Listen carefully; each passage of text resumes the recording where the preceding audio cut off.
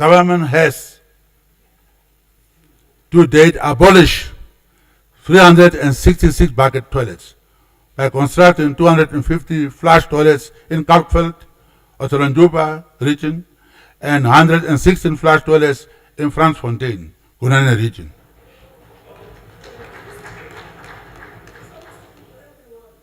It's coming. Wait.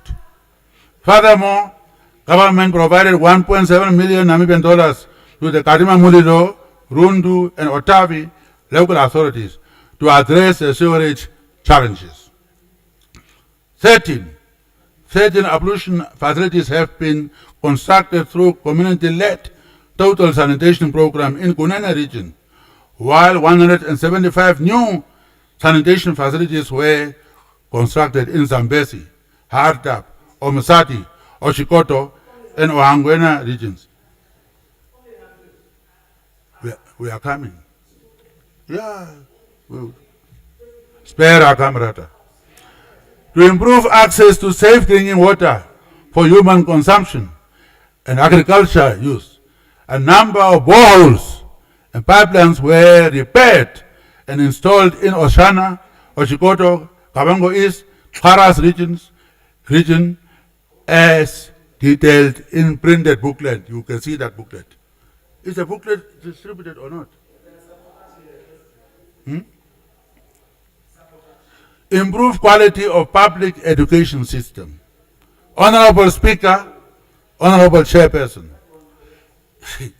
in the education sector, national education statistics depicts a steady increase in learner enrollments of 82% over the past 3 decades.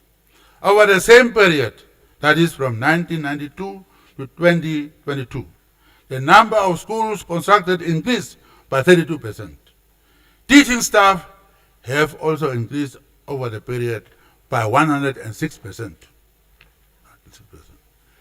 As a parent and a former teacher, I consider improving access to quality education the cornerstone for our development because education is the greatest equalizer.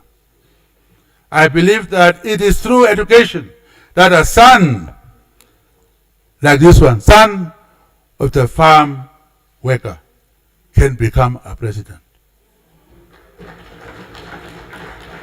Not president of football, president of the country, farm worker's son, because of education.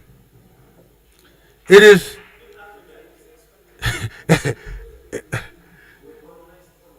it is through education that a daughter of a domestic assistant can become a medical doctor. While significant progress has been made or registered over the years in the area of access to education for Namibian child, their poor learning and teaching outcomes with high failure rates is most worrying to both the government and citizens. High failure rates led to high repetition rates and significant cost burden to government, while undermining overall societal progression.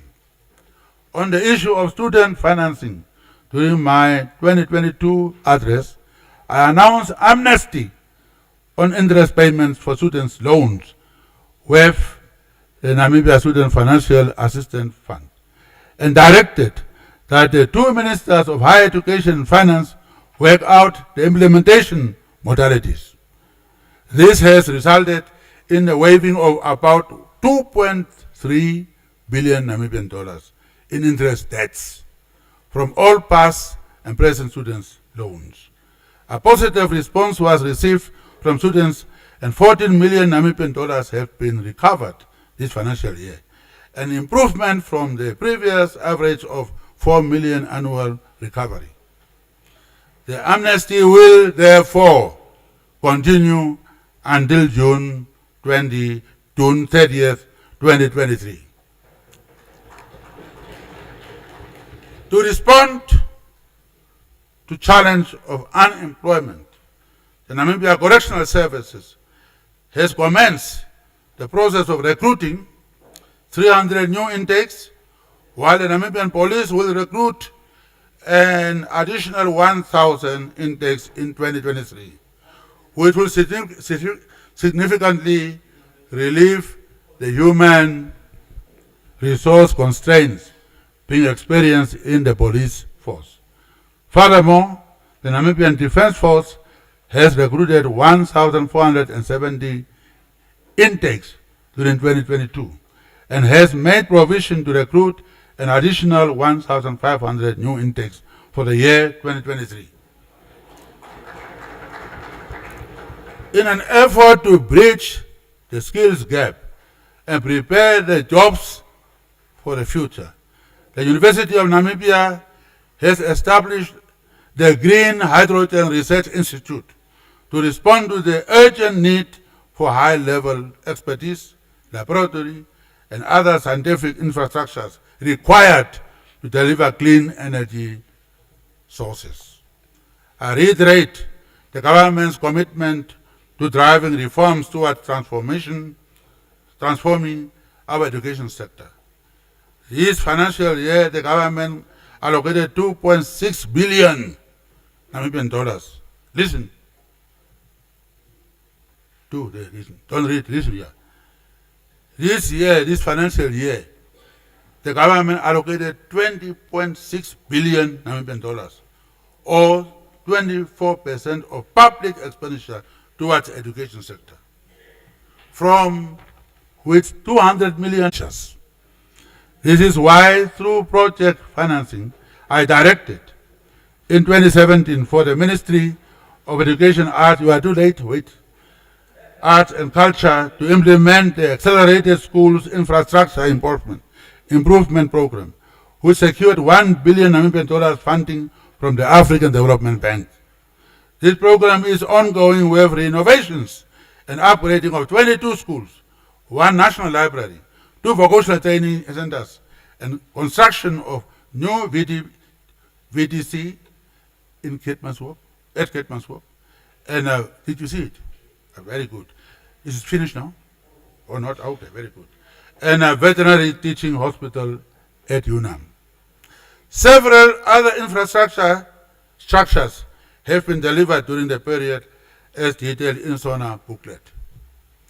In the areas of sports development, there are many examples to draw from, where men and women have risen from abject poverty to stardom and wealth.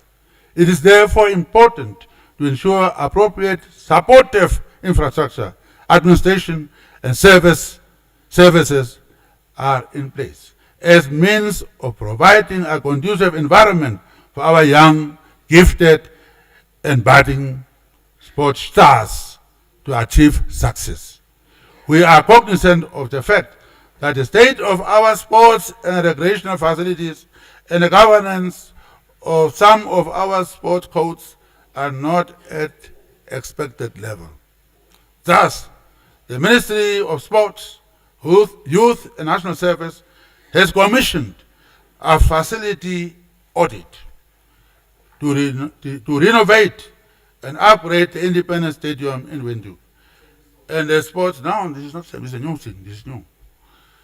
And the sports stadiums in Swakopmund and Osakati, listen now. This is done in anticipation of Namibia winning the bid to host the 2027 African Cup of Nations. That's new, it's not old, that's a new thing. Alongside Botswana, very new, not an old thing. We also do this with a sense of duty to ensure that players representing our national football team, the brave warriors, are able to train and play on home ground. I don't want to watch them playing in some other countries. The current situation where our national team must always travel elsewhere to practice and play their matches because of substandard facilities is regrettable and will be rectified without delay. Minister, do you hear that?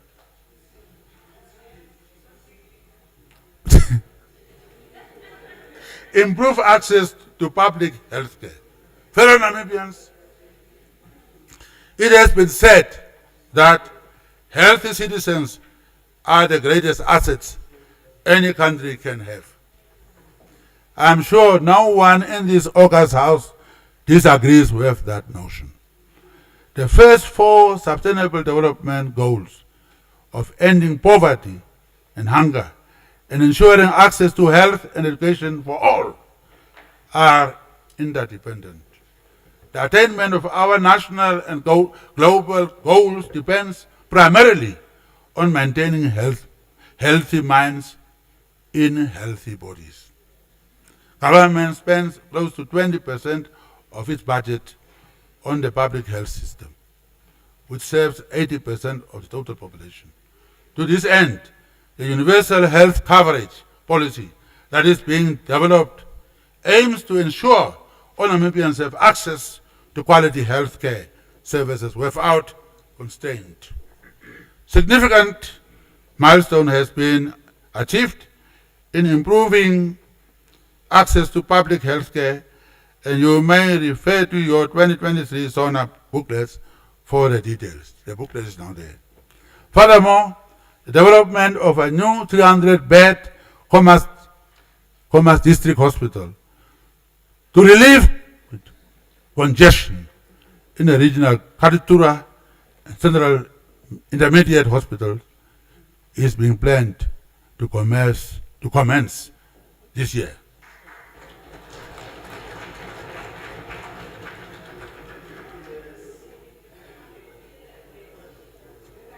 Infrastructure development.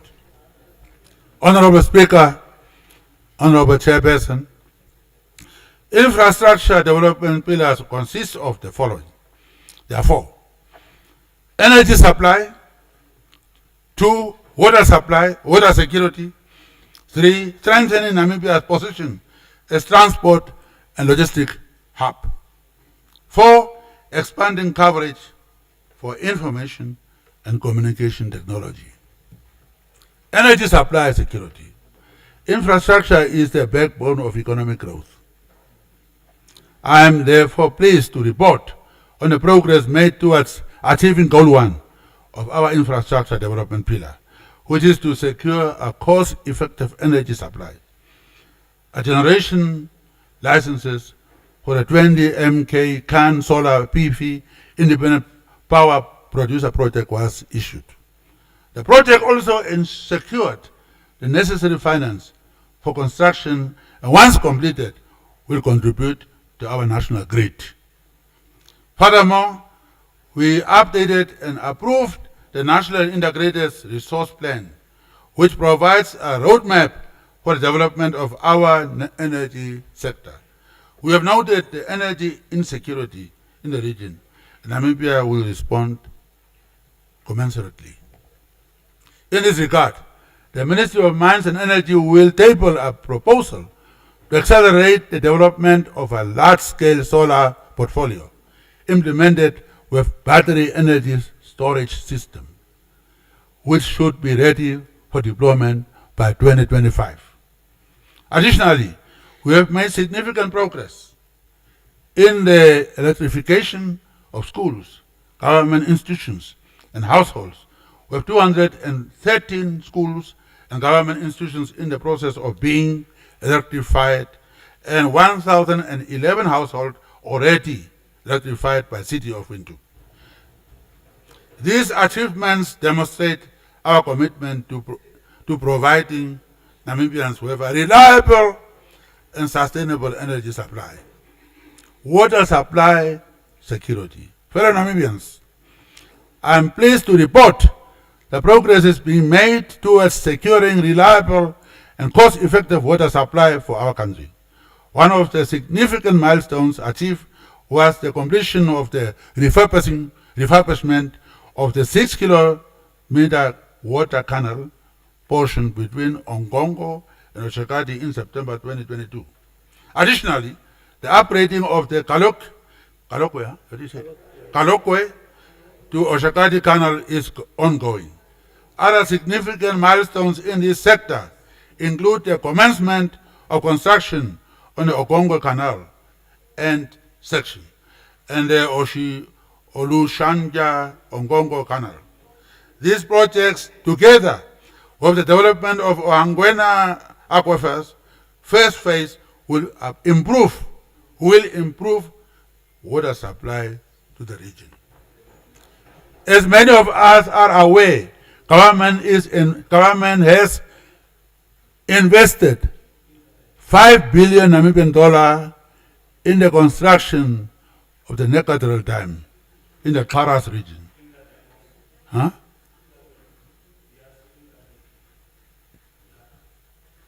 To ensure water sufficiency. You don't want water? We are currently in a process to commence with major irrigation projects in the region. We bought farms, but you must get people from that region more to be on the farms. Strengthening Namibia's position as a transport and logistic hub.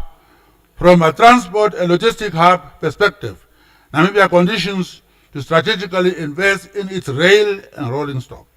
The upgrade of Sanferhar Bushol Broom rail, it's German, it's not my language, connection is good case in point and remains a significant milestone towards improving our rail network. We have also made progress in upgrading the Walvis Bay Transberg Railway, which will enhance the efficiency and capacity of our railway network and support the transportation of goods and people. I'm coming, State of the Nation Address. Furthermore, the Windhoek Hosea Kutako Road Phase 1 project has reached practical completion, while the concession for Port of Walvis Bay new container terminal found a preferred bidder. At present, negotiations are underway for the operation of the terminal.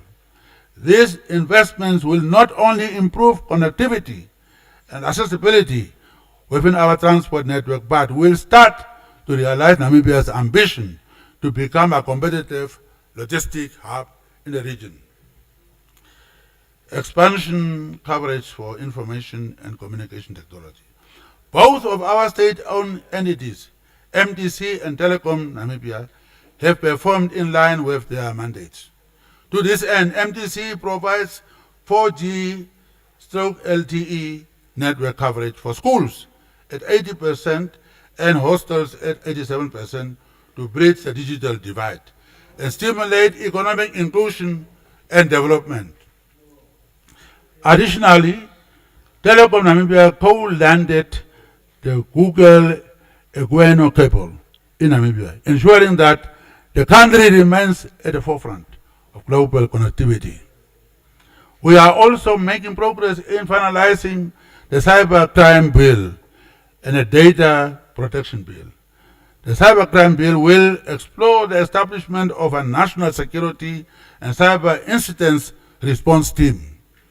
The data protection bill is at an advanced stage to obtain public input before finalization. This bill protects fundamental human rights, such as the right to privacy. Furthermore, 5G provides opportunities for the development of various applications that will benefit several sectors, including agriculture, health, education, and finance. Therefore, we plan to implement the 5G strategy this year. You don't know what it is, huh? I see. International relations and I'm coming to the end now. Once I come to international, that's a fifth pillar. Honorable Speaker, Honorable Chairperson, international relations and cooperation pillar consists of one key deliverable, namely enhancing economic diplomacy for economic recovery. There is an African idiom which says that friendship is like a track on the sand. It vanishes if not continuously redone. I have always maintained that Namibia is a friend to all and enemy to none. However, to maintain these friendships and to prevent the threats in the sand from vanishing, we must constantly redo them by engaging in activities that enhance our international relations and cooperation. For this reason, we will pursue a policy of peaceful diplomacy as a country, which gained its independence after a protracted liberation struggle, as a country which benefited immensely from international solidarity and midwifed by the United Nations. Our prosperity is dependent on the quality of partnership we have with the rest of the world. In this spirit, we will continue to promote economic diplomacy and mutually beneficial bilateral and multilateral relations in order to achieve the overarching goals of Harambee Prosperity Plans, the National Development Plans, and Vision 2030. Our development trajectory is dependent on our ability to influence events and policies in the external environment. We cannot influence global policy on financing for development, the blue economy, climate change, and energy transition, as well as the multitude of issues facing humanity if we do not participate in multilateral and international organizations to which we are a member. Similarly, we cannot influence the agenda of peace and development in the region and beyond if our country is absent or not adequately represented at summits of heads and state and government that discuss issues that impact on our stability and our development. Our ability to grow our economy through economic diplomacy depends on our capabilities to champion Namibia as a stable and attractive investment destination. With the discoveries of oil and a green hydrogen agenda that we are pursuing, there is a heightened focus in the international community towards Namibia, believe it or not. Our country is in demand, and in that vein, we are asked to lead and to serve on panels and committees that seek to address global public good. Our resources permitting, and following an assessment of our national interests and how best they can be promoted, we are set to serve on such panels and committees. Fellow Namibians, under the Harambee Prosperity Plan 2, we commence a review of our bilateral agreements to ensure that our developmental objectives are served optimally. In that vein, a number of binational commissions, joint commissions of cooperation, and diplomatic consultations were held with several countries. We will continue to nurture and consolidate mutually beneficial relations with all our partners through regular visits and daily interactions. We continue to contribute to the efforts of multilateral, international, and regional organizations to secure a peaceful world for trade, investment, and shared growth to take place without any hindrance. In this context, Namibia recently participated in the 36th ordinary session of the Assembly of African Union, which was held from 15th to 19th February 2023 in Ethiopia. You will recall that on 21st of March 2018, the African Continental Free Trade Area was established to enable the free flow of goods and services across the continent and boost the trading position of Africa in the global economy. The African Continental Free Trade Area aims to reduce tariffs and has the potential to expand the size of Africa's economy to $29 trillion. I therefore urge Namibian business people to embrace the African Continental Free Trade Area and fully take advantage of the opportunities created by this vehicle, including in the context of the development of our green hydrogen and oil and gas industries. Namibia is now ranked as the second largest producer of uranium in the world, after Kazakhstan.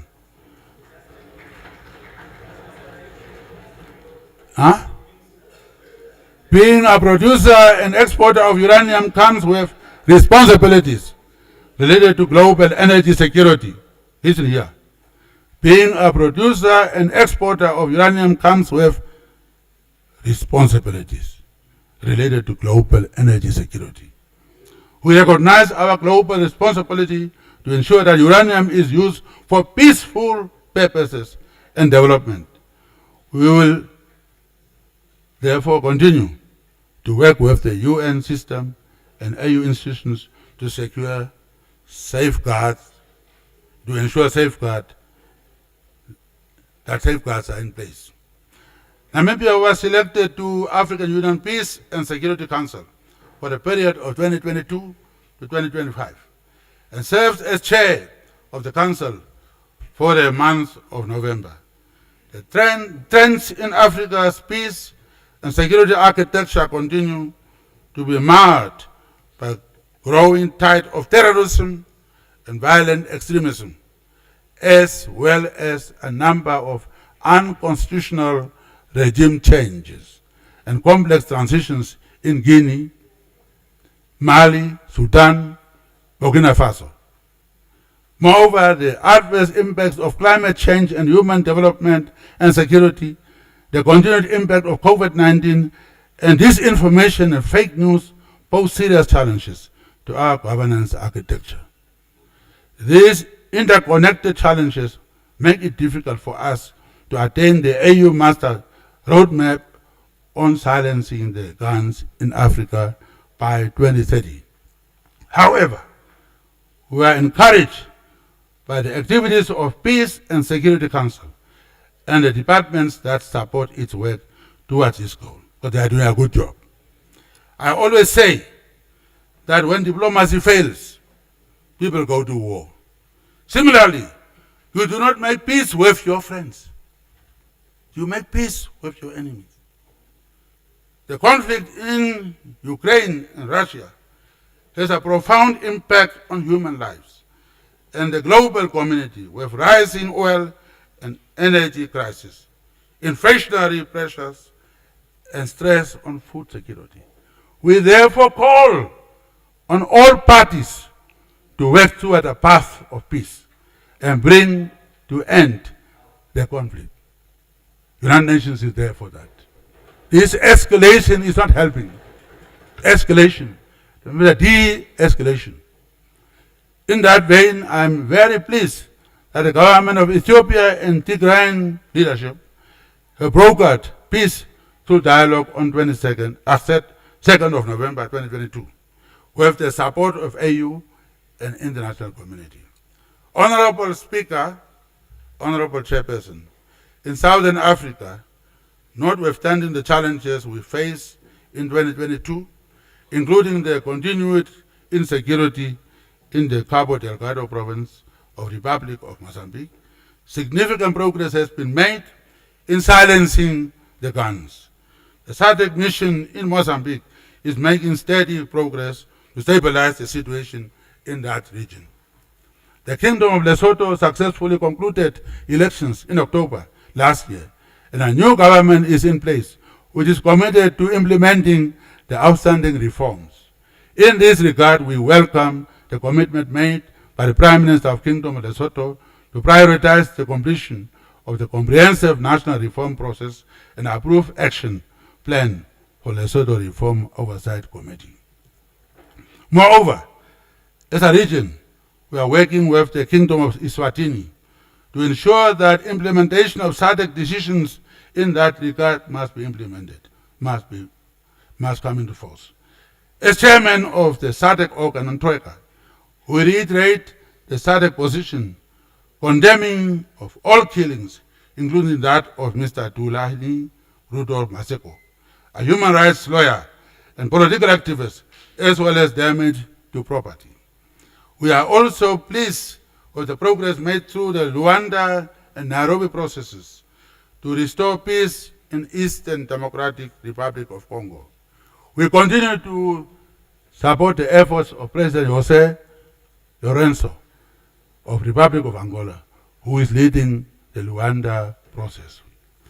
The last SADC Extraordinary Organ Troika Summit, held on 31st of January this year, which we had the privilege of hosting and chairing in Windhoek, reaffirmed our commitment to dealing with the challenges facing our region within the framework of African solutions for African problems.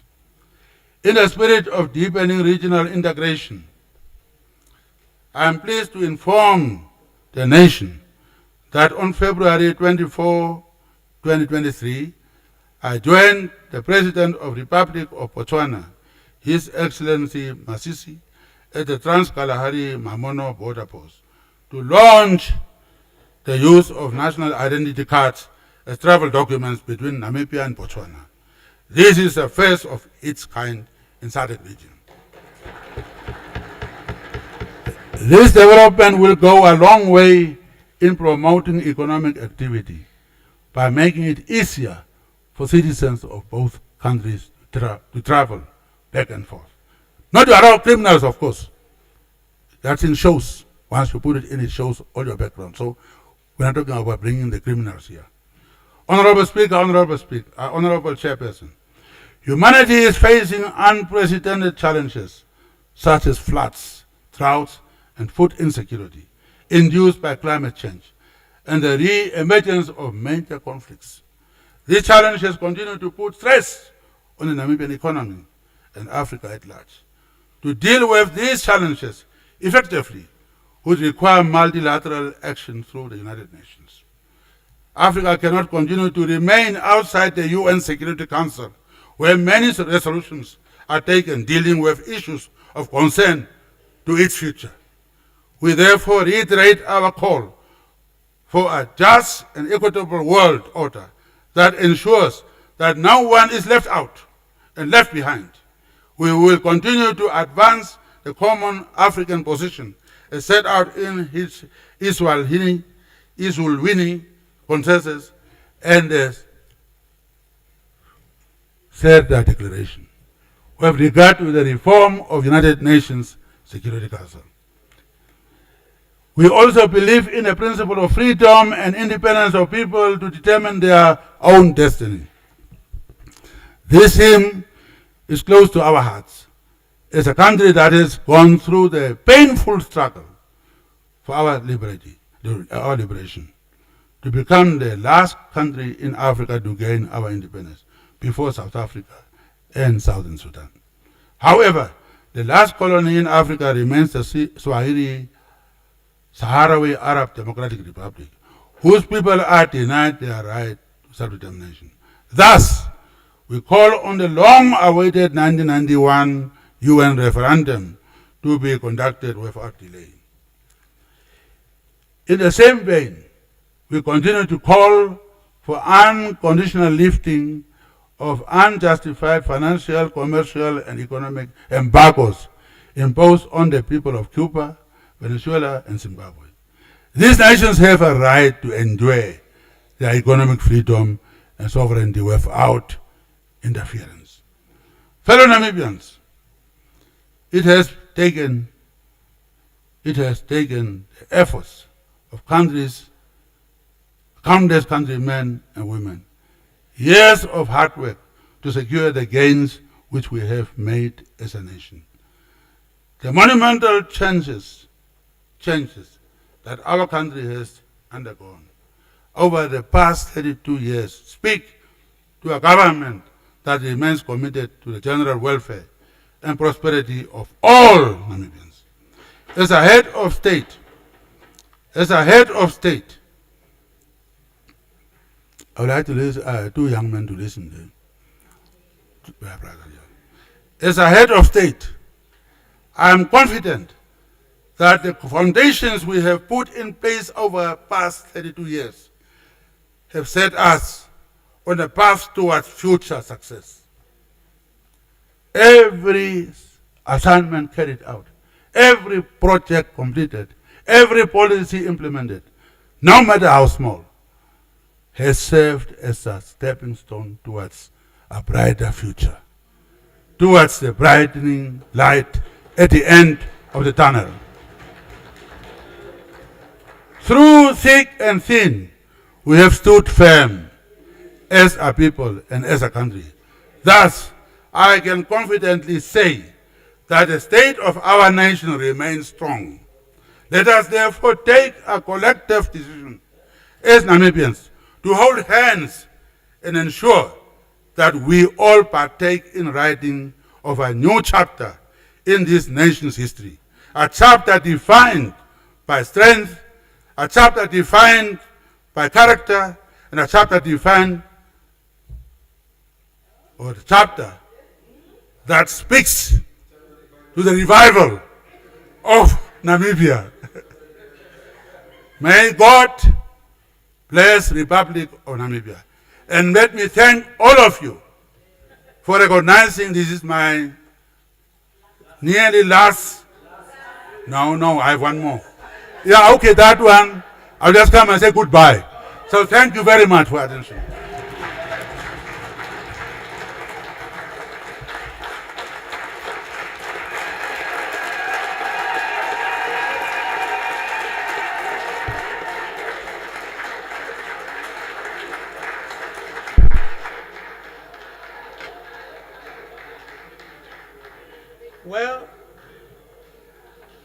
Well, may I sincerely thank you, Your Excellency, for the comprehensive address on the state of the nation. It is our collective responsibility as leaders of our people to create environment for our country and its people to prosper. Thank you for that comprehensive presentation.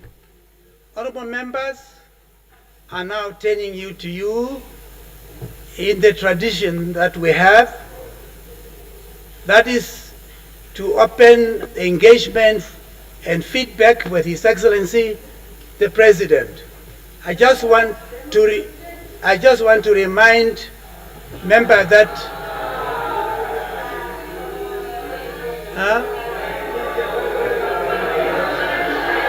Okay. Let's continue.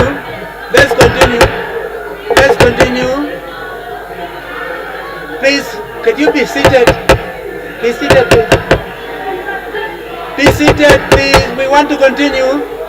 Order. I just want to order, please. Order. Honorable members. Okay. I just want to remind members that we try and accommodate everybody as practical as possible. Let us keep our question brief and straight to the point. I will now give the floor to offer the first opportunity to party leaders. Then we will deal with the rest of the members depending on the time constraint. Yes, Honorable Nekandri Nani. No.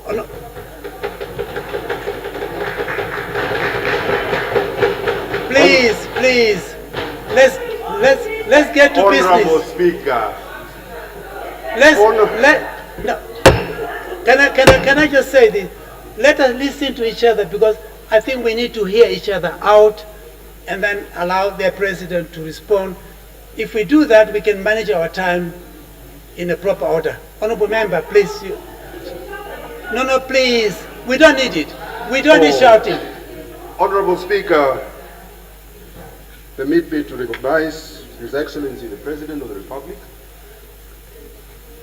Vice President of our Republic, who is a stranger of the House, Nangolo Mbumba, First Lady of our Republic, Madam Kaingos, stranger of the House, Excellencies, Ambassadors and Plenipotentiaries of states present here, Honorable Speaker, Honorable Chairperson, Right Honorable Prime Minister of the Republic, fellow leaders of various political parties conglomerated here.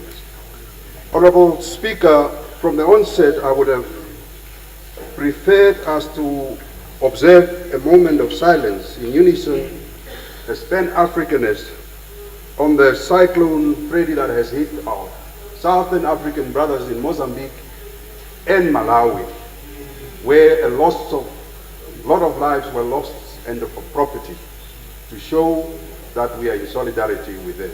And I seek your indulgence. Let me inform you that, please, can we not listen to each other? That's right. I just want to inform the House. I just want to inform the House that the speakers of our various subject parliaments have collectively expressed our condolences to our brother and sister. We have done that. Okay. That the members don't want to do it, it's their choice, and I let it be. Now, media attention I have every day. Every day. Oh, Honorable Honorable Speaker, Mr. President, you have raised a number of key policy areas and interventions of your administration.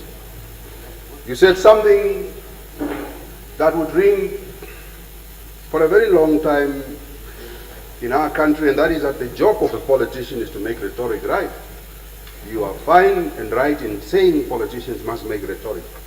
But when a politician is in public office in governance, both rhetoric and implementation becomes a key, and that is why we are testing that this afternoon. Be that as it may, Mr. President, last year, in the very bench that you are seated today, you delivered your 8th State of the Nation address under the theme, Working for a Stronger, Just and United Namibia. I must admit that those words were very interesting, particularly as Namibia has not in fact been working. Last year I asked you this very question, and I'm asking again, indicative of the fact that the question still remains relevant today, having been informed by recent statistics from the UN Population Fund, which indicated that youth unemployment was expected to and has since reached 50% last year. As has been a common theme throughout your Sona, you delivered a plethora of promises that both you and government have been able to effectively account for without mincing words. Mr. President, you have failed the youth in this country. When will your administration declare youth unemployment a state of emergency so that we can combat it from that front? Mr. President, how do we sleep at night as leaders in this country? That we can be able to justify a spending of close to $650 million on a condom and glove standard, but we are not ready to spend money and help and cushion the economic hardships that is experienced by the young people in this country. I want to know from you, Mr. President, would you agree with us that there is a need to declare youth unemployment a crisis so that we can be able to agree on how we tackle it going forward? That's one. Second question, Honorable President, this question is very important to all of us as leaders in this term of office and to current and future generations. And it's the fact that you are saying it very loudly and correctly that Namibia has become a premise of international global attraction due to the resources that we are finding in this country. And it's something positive that we all support. But I and you and many other politicians in this country knows that we have seen countries that are great repositories of minerals and oil, but that these resources never reach the people of those countries. Countries are there in Africa. DRC is one, and I don't need to mention many. Now that we are discovering oil as a matter of national interest, and I'm saying it sincerely from a vintage point of national interest, why are we not engaging multinational companies to improve our shareholding in these resources? Because how can we then speak to Namibian generations to benefit from these resources if in the mining sector we own nothing more than 10%? If in the mineral sector we own nothing even more than 10%. In the oil sector that is above, we are also at 10%. Countries such as Papua New Guinea and many other countries have re-engaged multinationals to renegotiate better deals for their country. Mr. President, as leader of the Namibian House, are you ready to renegotiate better deals so that our young people, current and future generations, will not be bequeathed by debt, but that they are going to have resources that they can be able to benefit from? Mr. President, number three. Mr. President, number three, according to the UN Global Report on Food Crisis, 800,000 Namibians are constantly stressed about their next meal, where their next meal will come from, rising from fuel and food prices that only exacerbate it. Inflation driven by immense over-reliance on imported commodities. And you know that the governor of the Reserve Bank is now trying to control inflation with the hiking of the repo rate. And the reason why we have these hikes of repo rate is because we are depending too much on demands. We are demanding imports from other countries. Honorable President, with all due respect, I don't see the seriousness from your government in attacking agriculture. Agriculture that ought to be a basis for food security, a basis for reduced inflation, a basis for job creation, is not receiving attention. You know what the Egyptians are doing with the channels next to the Nile. The Moroccans are developing every year over 1.2 million hectares under drip irrigation. 50,000 hectares every year is being done. I was with the Minister and Prime Minister of Morocco. I know these facts with hands. And I've seen also, I visited the areas because I was very interested to go, also in Egypt. So Mr. President, for as long as the government is spending 5.6% of our GDP on security and less than 4% on agriculture, how can we really create the jobs? And what is it that we are going to do differently to give an impetus to the agricultural sector? Honorable President, number 4, government on accountability. Mr. President, you speak very eloquent about accountability. But for 33 years after independence, the government does not have a credible asset register. A credible asset register for the last 33 years. A proper valuation roll. Now the government owns, and I'm saying it with all sincerity, government owns a plethora of properties across this country, especially houses, in Klein Oak, in Arwa, in Gibeon, in Okakarara, in Oshinene, in Opuo, in Oshakati, nearly everywhere. But these houses are rented by Namibians that are renting it from government for the last 33 years. Mr. President, in an effort to give equity in the hands of our people, can't the government introduce a government housing alienation scheme so that these houses can be bought by those that are listening? Okay. On housing, Honorable Speaker, I'll come for the next round. There will be another round. Yes, I know I never get that round. I know the trick. Let me just finish this one. Honorable, the President has spoken for an hour. Order, we will please. engage him for an hour. Order. No, don't worry. You are not the Speaker. Order. Honorable Speaker, on housing. Honorable Speaker, on housing. Mr. President, housing is a critical burden in this country. Namibia today has the biggest advantage that it has more cement that it will ever need because of our 2 plants. We have moved a motion in this House on social housing to create social housing as a means to lessen the burdens of renters. It was adopted unanimously by this House. Up to today, Mr. President, we are not delivering on the dreams of reducing the backlog of shacks and housing. Okay. Really, Mr. President, the budget does not speak to the fact that your government is going to deliver on land. The policy that you are talking about has not even been implemented. Okay. What is it that you are going to do to accelerate land delivery and housing to our people? Thank you. Honorable Swartboy, you have the floor. Order, let's listen to each other. Thank you very much, Speaker. I also want to thank the President for quite an elaborate statement where he attempted to cover as much as possible, given that this is his semi-final, essentially. Speaker, I want to start with 2 points on international matters. First, I want to hear from the President whether he supports the proposal by the American government that they would want 1 seat for the African Union on the United Nations Security Council. Does he support that type of approach toward the African membership to the Security Council of the United Nations? That's one. Number 2, does the President also support the Chinese 12-point peace plan in respect of Russia and Ukraine conflict? And why does he support it if he does?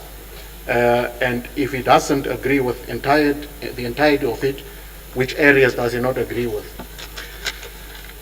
Secondly,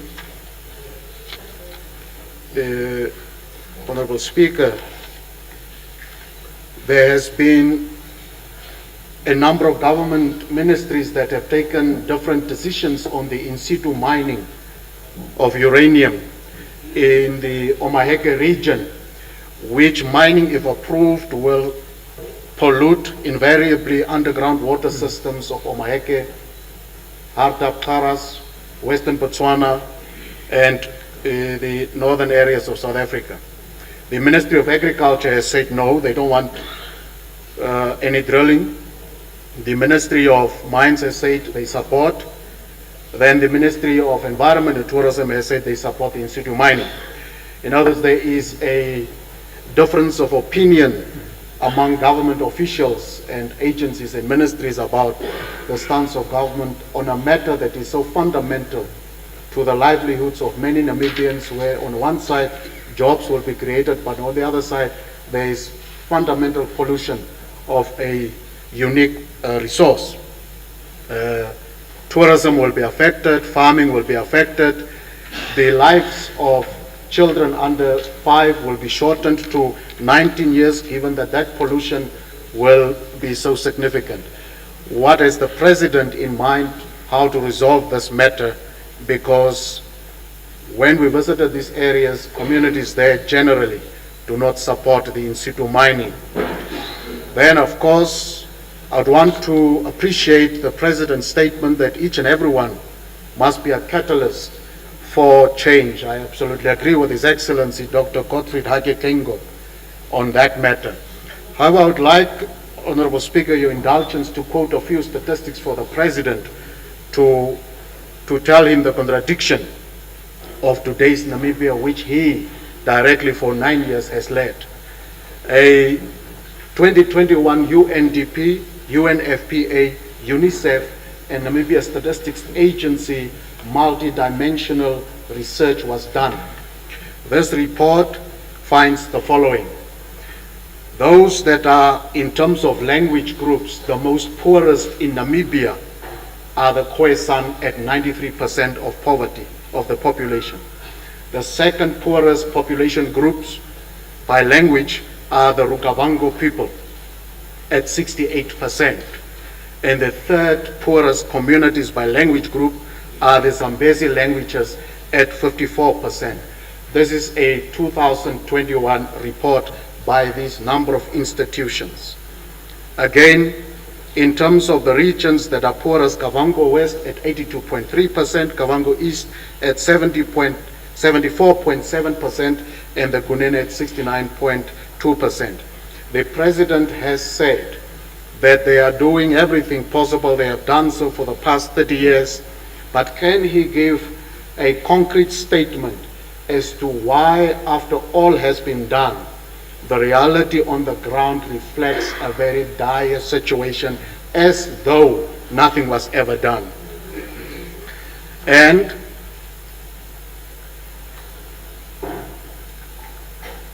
on the green hydrogen question, I really, together with my colleagues, appreciate the work that His Excellency has been doing. He has been championing the green hydrogen process. He has traveled all over the world to promote this new investment. We are very pleased with the fruits that his work, together with his team, has borne so far. And we think that there could be, if the process is well managed, some very good fruits for this country. We hope that it is not just a pipe dream. Of course, the green hydrogen and the advantages of that investment will come long after Dr. Gottfried Kengop has left office. But that is leadership. You do something now for others to also claim success, but you plant the foundation. So I commend him, together with my team. We congratulate him for running that matter. There, of course, the colleague he has there as an advisor, James, has no love lost for LPM, doesn't want to talk to us, and we have not even had any engagements at all. He refuses, in fact, to meet with us, but perhaps once the green hydrogen comes, he will have confidence to come and speak to us. However, this green hydrogen cannot be effective if we do not put our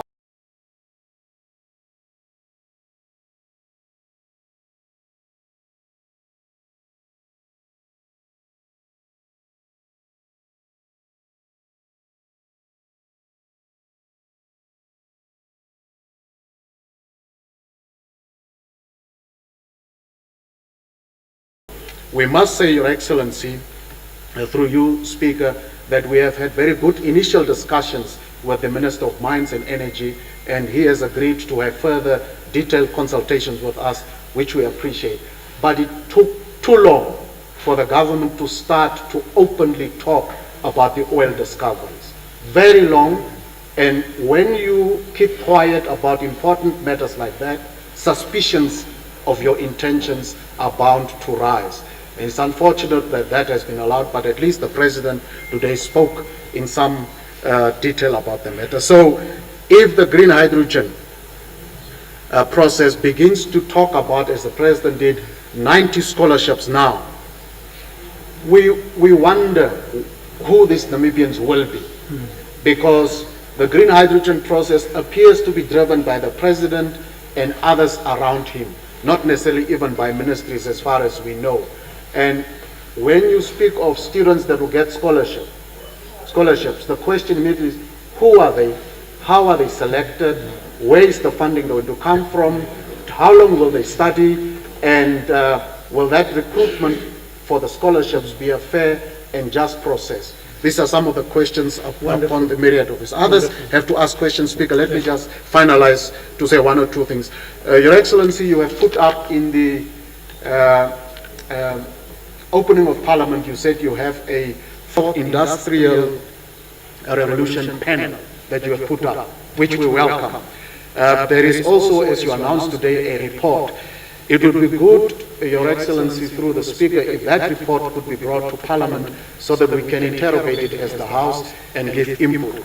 However, Your Excellency, your Minister of Information and Technology has traveled recently to other countries where they are starting to discuss the fifth industrial revolution, and we have not had any input from the Minister about that matter. And it's quite sad. I think the Minister maybe is preparing a report, but we'd like to know, particularly, Your Excellency, through the Speaker, the implications for employment in the fourth industrial revolution. There is a report by President Ramaphosa, who co-chaired the global implications for employment in the fourth industrial revolution, and there are some serious issues that are raised about employment. And what we are struggling with here in many countries on the continent is employment, particularly youth employment. And we've got to already open ourselves up to not just welcome fourth industrial revolution, but to ready ourselves for potential loss of jobs that we currently are able to provide, and that we may be stuck in a zone of joblessness for many Namibians and for many Africans. Honourable Speaker, I see you are in a hurry, which you are correct to call me to order. I want to quote the President's friend. I got this book in South Africa, Leading in the 21st Century, and he says here that those, and I paraphrase, because of the complexity of the problems of humanity today, those who do not know should not lead. That's the man that the President also has on his fourth industrial revolution panel. That's the person who is heading the University of Johannesburg. Very important. Where are our academics? Where are our academics? When do our academics start to publish books, except old Kachavivi, who has done so many centuries ago? When do our academics start to publish? But it's noteworthy that someone that is rubbing shoulders with important people in Namibia says those that do not know should not lead. On that note, Your Excellency, there are some ministries in your government that really need to get the act together. I don't want to highlight names of individuals, but the Ministry of Information, Communication Technology should have been at the cutting edge of getting us ready for something. The Ministry of Education is one where we have problems. We have proposed to this in this House a debate that is ongoing because people have interest that we need to take the grade 11 young people back to school so that they can rewrite or write the exams that have been very bad last year. We have not done anything for our young people during COVID. Taking them back, Your Excellency, is a direct intervention to help our kids to acquire the competencies that they could not acquire during COVID. If we can give them 7-8 months to go back to school, sit for those exams, and that we don't throw them away off the floor. I think it is common sense, a proposal. On that note, Your Excellency, you look good. Thank you. You are inspiring us at 87. Thank you very much. Well done, Your Excellency. Honorable Swartboy, the gentleman you quoted is now the rector of United Nations University. Indeed. So we will be able to get him back here. Thank you. So don't worry. Yes. Honorable Joseph Kawandenge, it's your turn. Thank you, Honorable Speaker. I strongly believe that I'm not in the same country that the President just described. I might be living somewhere else. Honorable Speaker, it's important to ask relevant questions. They might be difficult to ask them, but as people representative, we have to ask those questions. Now, Honorable Speaker, when we are limited by time during questions time,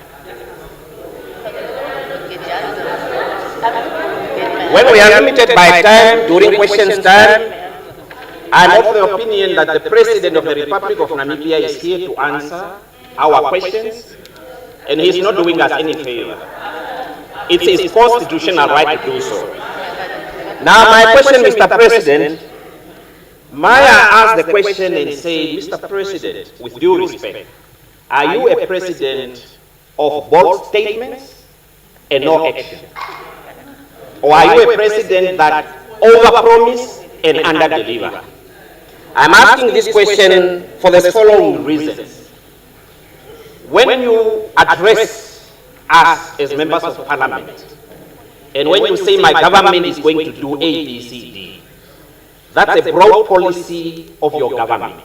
But I'm sure that you does not intend, or you don't intend to do that work yourself. You must have a cabinet, Honorable President. Now my question, a direct one, first and foremost, is that the current cabinet that you are having, and of course it's your prerogative to choose whoever you want to choose, but the current cabinet that you are having, are they aiding you in the execution of your broad policies? Because, Mr. President, and I quote you, you said, we have good policies on paper, but implementation remains a challenge. Now, who should implement those policies? Is it not your cabinet? And are they all up to the task? Or some are still sleeping as we are talking now? They are old. They need to be replaced. Secondly, Mr. President, the education system and crisis that we are having in this country, Honorable President, Mr. President, don't you think that somewhere in 1994, it doesn't matter how many billions we are putting in our education system at the current point in time, but don't you think that somewhere in 1994, your government made a terrible mistake by facing away with the Bantu education system? And I want to quantify that because I know from what angle you are coming from. I'm not saying, Honorable President, that there was nothing wrong with the Bantu education system. Not at all. There were certain aspects with that Bantu education system that was not conducive for our environment, that we should have, rightfully so, changed at the dawn of our independence. But to throw the whole education system at that time and bring in an unknown system called Cambridge education system at the time? Was it not where our problem started as a country? And as much as we pump millions and billions in our education system, it won't help us in the long run. So I just wanted to quantify that. Mr. President, you are not the president. Wait your turn, you will come. I'm talking to the President of the Republic, please. And he is more than capable to answer me. Honorable Speaker, on the question of youth unemployment, Mr. President, the crisis that we are having in this country, where 10 posts are advertised and 3,000 or 4,000 young people run out and actually tramp upon one another to be able to get access to that few opportunities. Is your intervention, Mr. President, in terms of what the prison services are going to what? To provide, the police force, are those interventions not so just like a water in a cup? Are they really sufficient to address the issue of youth unemployment in this country? Should we not do more in terms of investing more in our capital projects, for capital projects to translate into job opportunities and the creation of job opportunities in the long run? President, Honorable President, let me take you back a little bit on the issue of the 1904 genocide. Mr. President, you have MPs in this House that sometimes don't want to listen from the side of the Swabo Party. For whatever reason, I don't know. Now, Mr. President, this House passed a resolution, or a motion was brought in this House 7 years ago to declare a memorial remembrance day for the genocide victims of 1904. It's important. You can say, because it's not important to you, but from the constituencies that I represent, it's a very important and valid question. So it doesn't matter whether the motion, now let me address the President. It doesn't matter whether the motion was accepted here or not. My question to the President is that, Mr. President, we have so many holidays in this country that we recognize whoever fought away and the heroism. When will your government, before you depart, proclaim a genocide remembrance day? Because this issue was brought here 7 years ago, it was discussed here, it was agreed to, and 7 years down the road, the victims of the 1904, the Nama and the Bahero people, are still waiting for that day to be proclaimed. When will this day be proclaimed, Mr. President? Close to conclusion, because I don't take that long anyway. On the reparation issue, Mr. President, where are we? Unfortunately, you are the only authority that we have to ask this question directly, time and time again. Where are we with the issue of a quantum with regard to the reparation issue? Yesterday, it's not, some of you are descendants from the same people, but you are so sold out to the core. Mr. President, where are we with that issue? The reason why I'm asking, Mr. President, is that there was a group going around negotiating and talking to Namibians over this quantum that we thought has been posed for now. What are they discussing with the communities? Are these groups coming from your office or from the office of the Vice President who starts to do so? And where are we now, Mr. President, with that issue? Okay. Finally, on the gum reparation issue, Mr. President, and that is my final one in all honesty, Honorable Speaker, there are groups of Namibians, Hereros, and Namas, and whoever that should return from Botswana. And I remember last year you touched on that issue as well. But my question to you is that when they come back, where are they going to be resettled? If and when, how far are we with that issue as well, as far as the repatriation is concerned? So with those few words, Honorable Speaker, I directed the question to the President. He is man enough to answer me. The rest of you just chill. Thank you. We move on to the next. The Honorable Shivede, you have the floor.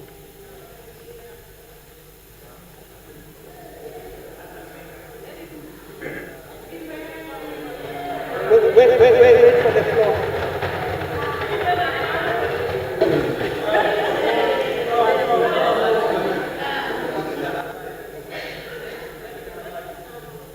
Wait for the light.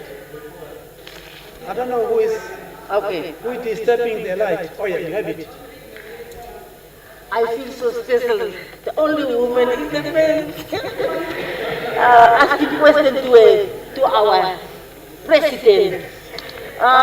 Thank you, Honorable Speaker. Good afternoon, Master President and the honorable members of the Opus House. Master President, Namibia is still trying to overcome the effects of the COVID fiasco that not only destroy our economy, but also resulted in many people who died and even more who are suffering side effects due to the experimental vaccine that many were forced to take. They were forced to take. This is why I'm asking the question. Our information is that the organization called the Health Defense League of Namibia has taken the government to court, and one of the charges apparently that the Swabo government has allowed the people to be injected with, amongst others, the experimental drugs called the Pfizer vaccine. Yeah, I must ask the question because the president is here.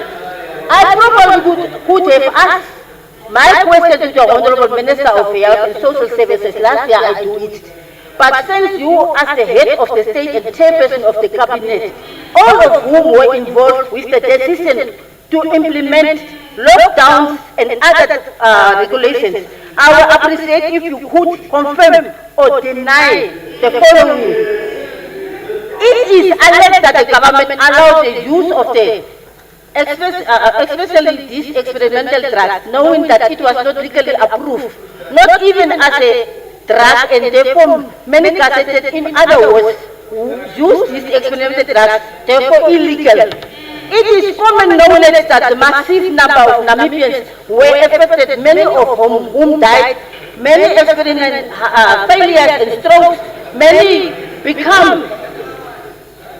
They could not get, some people could not get cheese. This is why I think all because of the administration of these experimental drugs, the Pfizer. Honorable Member, we got the gist of the question. Yes. We got the gist. Can you move to the next one? But now I must ask this question. Now, Mr. President, were you aware that the government injected people, even the children as young as 12 years old, with the experimental drugs that was never approved, not even as a drug, and never gazetted as a law required? I thank you. Thank you. Let's move on. Honorable Oha, you have the floor.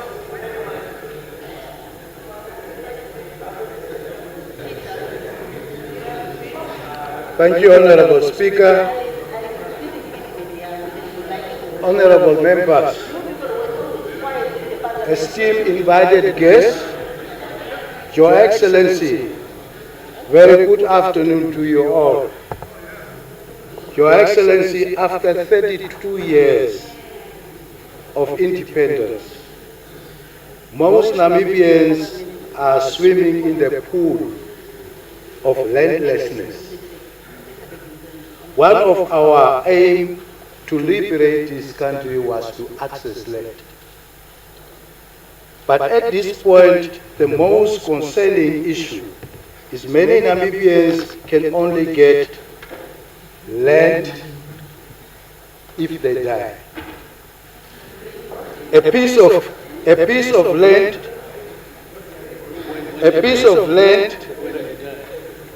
which is called a grave. A piece that cannot be inherited.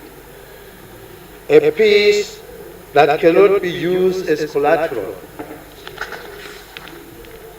Your Excellency, why can't the government propose a concept of one Namibia, one plot? That is 600 square meters. big to be given free. Any excess land can be paid for. A proper record keeping must be done to avoid duplication. Then many of us, if we depart, will depart in peace, because we know our children will have land under their feet. Honorable Speaker, allow me to emphasize this with this. Aronguma ngamanhati to kausati. Nedipda masi ba in abi ke kai ko na gereli. Indi mama sage kam kweza saun tinke ko na didara ni. O ina ke kai kwetse khami amna sa kuma jare intwana kuika ibaika. Your Excellency, I thank you.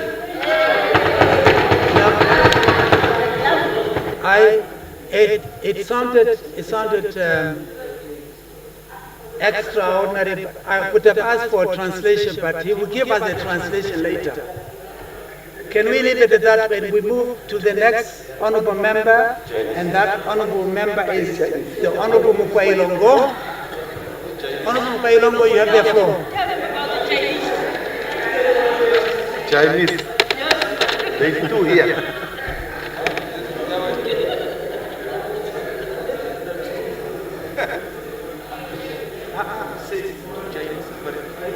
You have the floor.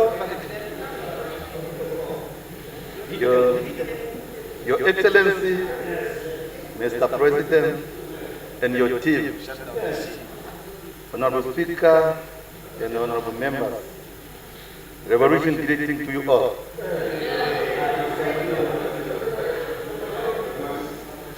Mr. President, every Namibia citizen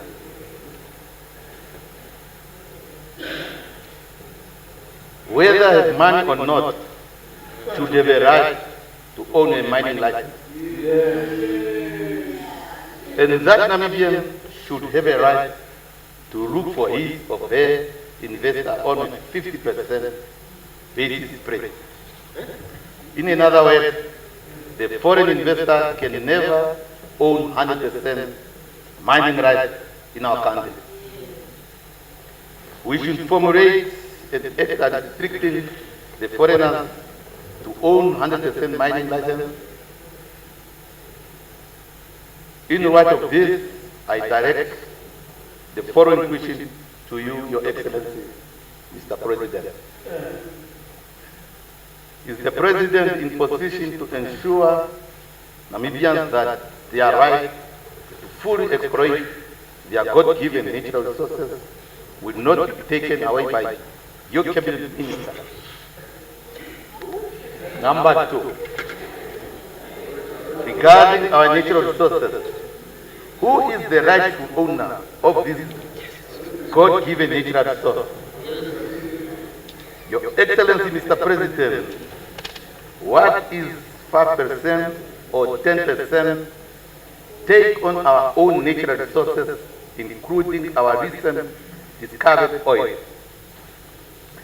50% should be our minimum trend on this negotiation, Mr. President, or let us put it on hold and wait for the young generation with a proper mechanism to negotiate.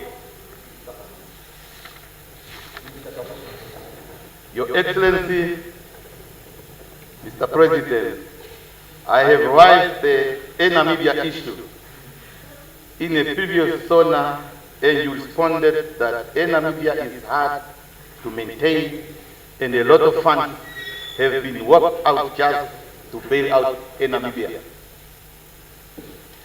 Mr. President, you want to bring back Namibia. My question is, Mr. President, how will you be able to afford to maintain Namibia now? After all the necessary equipment, including flights, have been gone auction. Yes, yes. Yeah. No, I'm not from Europe. I'm from Guam. Yes, I'm not British. Yes. Are we not wasting more taxpayer money since we are likely to start from scratch again? Since most of the items have been auctioned already. And my advice to Your Excellency is that to listen to advice from all political angles, whether PDM, whether RPM, to avoid unnecessary wastage of funds. Lastly, not shut down. Your Excellency, Mr. President, what is your take on Chinese exportation of Namibian workers? What is your take on our labor system? And okay. No, please, Mr. President. please, honorable member, don't do that. No. No, I want to repeat. Allow So that the the member- person can understand what I'm I'm saying. simply saying, there's no dialogue between you and other members. You are addressing directly the presiding officer. Just But I think continue. the person was. No, not I at think all. we don't No, understand he's what I'm right. asking. Taking notes. Please continue. I must start.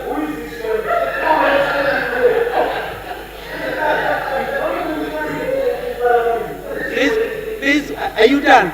No, I'm not that. Okay, please. Mr. President, what is your take on Chinese exportation of our Namibian workers?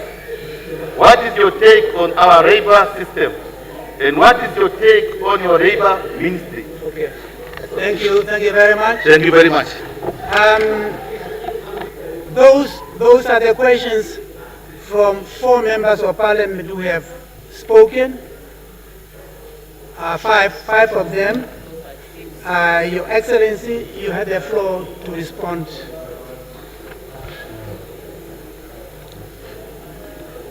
Just talk to the field. Yeah.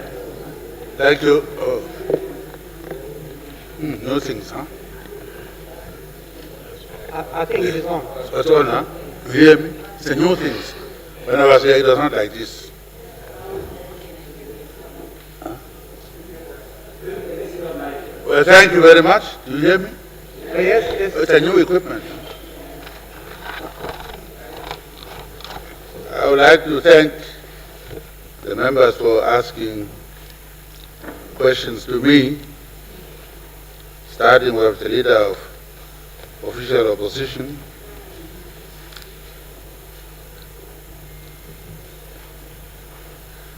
He is saying we have a youth crisis, whatever it is. Can you declare a youth crisis? First, you declare when you may become one day president. When you declare, you have to get information. There must be a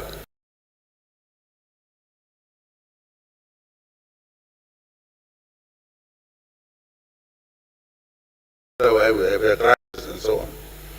The cabinet. Now, when you declare youth unemployment crisis, we know it's a crisis, and you can talk about it as a crisis. We are trying to do our way of creating jobs. It's not enough, yes. We also say we must create our own jobs too. It's being condemned, yes. But when we are making crisis management is not an easy thing. When you give me power in that crisis period, you saw during the crisis of the COVID, I used to decide, take decisions. And since I'm a very good Democrat, I always consult. I always say, as I said earlier, you don't make peace with your friends, but with your enemies. So similarly, I believe in dialogue and talking. Crisis we are facing, unemployment of our children, is basically caused by first job mismatch. Somebody talk about education system. I'll come to that maybe. Whether we are preparing our people for job market. When I come to fourth industrial revolution, I will tell you that too. So that's one.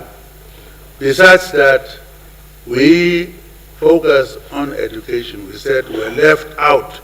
I was allowed to go and look after the cattle, and so that they must go to school. Therefore, we really succeeded in access, that people must go to school. That success created now a problem of space and quality of education.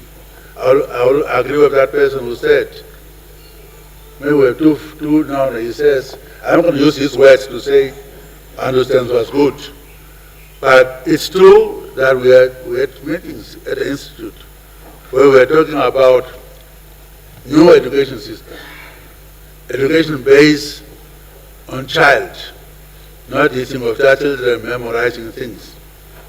And therefore, in a child-centered education, you must have the child to get what is called continuous assessment, so that not the final examination matters only. If I have a headache during that time or so on, or panic, I fail. So the new concept was that it must be a child-centered education whereby you evaluate them throughout the year. Maybe at the end it will be 45%. Even a child is sick, that child will pass. So here it was misunderstood to say automatic promotion. That was not the idea. Continuous assessment gives you the 45%. When you are even sick that time, you may still pass because you have been doing throughout the year very well. So, crisis, to create crisis, to declare crisis, country is to be questioned. If you create crisis, declare crisis, it must be a very, very serious matter. Now, you are taking, rightly so maybe, that unemployment of the youth is a serious crisis. You are right. Youth, if they are all going to rise up, it will be a crisis. We count the youth from maybe 4 to 14, 20, and they can get their guns from somewhere. Terrorism, I talk about, they are available, and they can recruit them. So there is a danger, it's true. So let's talk about it seriously. I believe in dialogue, you were saying something, but didn't I talk about it. Let's talk about it. You see, the problem we have is you guys want to just talk to me. You like me. But I'm not a member of parliament. I'm not a member of parliament. You are not my counterpart, my dear. Your counterpart is sitting next to you. Talk to her. I'm not a member of the parliament. I'm a guest here. We have what you call hybrid system of governance. We have parliamentary and a presidential. President is elected direct by people. Some countries now are deciding to elect president from parliament, like in South Africa. That way he or she is compelled to come to parliament, to sit and be asked questions, to report. But I'm not part of this parliament. I'm a guest here, invited by a speaker. So most questions we have are for those who are parliamentarians, who therefore sit. They must first sit in the parliament before being appointed as ministers. That's the idea. And president, prime minister is the head of government, and by constitutional amendment is in charge of administration. So you always want to equate yourself to me. Maybe you're like, this is the problem. You always want to say, now already I hate it. You want to have a stand to because your back is apparently sick or so. Because I'm given. Don't equate. I'm older than you. Oh. Yeah. You give me a stand because I want. Oh. Then you must retire. All people are like this. Follow me. So it's a problem. the jokes are over. It's a serious crisis, it's a problem we are facing. But I am worried about declaring state of emergency on youth unemployment. Although I agree with you completely, it's a serious problem. They could be misled, they could be recruited by many other forces, whom I know some of them are around, for their own purposes. But since they are frustrated, they can join. So it's a serious problem. I'm not dismissing it. Let's look at it. But we can do other things too. Start to create jobs for them in a hurried way.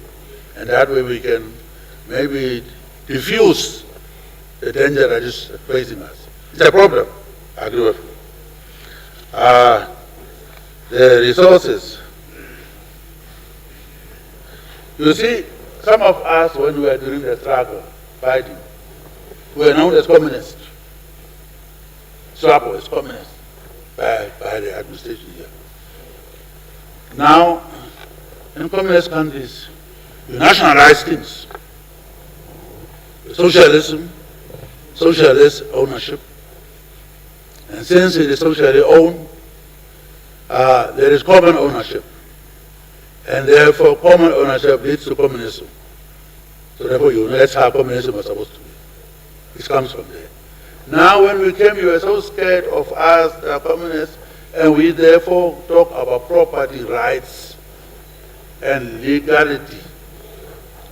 So therefore, resources that are ours. Land is the biggest one. Somebody said, I talk about the well. Isn't land the best property that belongs to you? Land is your property. It ought to be best right. But if it is legally owned by somebody in this country, by the constitution, it belongs to that person. Land, your land. I have to buy a farm in the area I was born.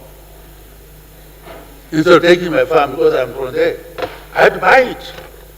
If you are buying the land, and it will be illegal to grab it, according to the law now. So therefore, we have laws, and to just say resources must be shared with 50%. First, to explore is risky. Supposing you government spend $1 billion to explore for the well. You don't find well, that's a loss. Now those investors have insurance, they're covered. Therefore, we want them to spend the money that they have to find resources. When they find it is a time when to come. It's our resources to say, first 10%, and through taxes, royalties, we recover. Yes, we get well, you want to own it, become socialist communist, which you are so afraid of. So you just want to grab land from people or ownership from people when they have to come and invest to discover that well. They spend money. Some don't. There were others who were here, they didn't get anything. But they spend billions. So would you like the tax money to be wasted like that? We are saying, come and invest, we are powerful. When you invest and get it, we come in. We can agree, as Botswana is doing, as time goes on, let's increase which we are agreeing to. Instead of 10%, let's say 10, 15, 20, and later on maybe 30. Yes, that we are discussing. Okay. But in the beginning, of course, let them spend the money. To explore is not a joke. So we agreed with him now. So very good. We found each other. But we agree in that case. We must increase our shares. With the diamonds, what my friend from Botswana is saying, they've 20%, 25% now. And he says he's going to do more. Encourage him to do that too. So yes, I agree with you. When the sources, we have got a sovereign wealth fund. That fund must be operated by our resources. So the future generations must have something. So that's the idea. But don't say we are nationalizing things, because some of you are not socialistic. So don't go and say later on, communism is coming and so on. Chinese are coming and so on. What else was it? Accountability? Cost of living. Huh? Cost of living. of, yeah, cost of living. It's cost of living.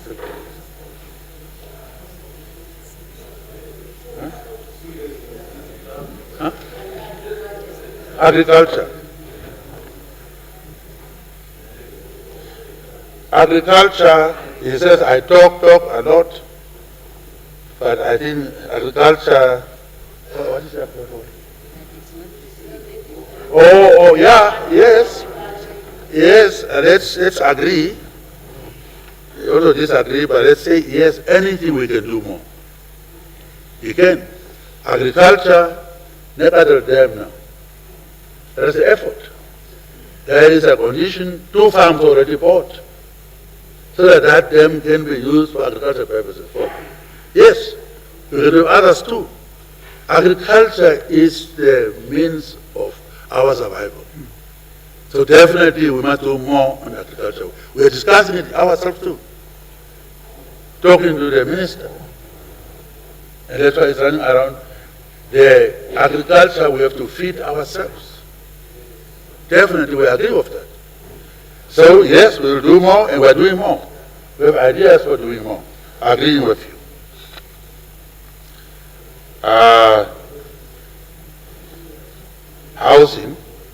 Housing alienation, yes.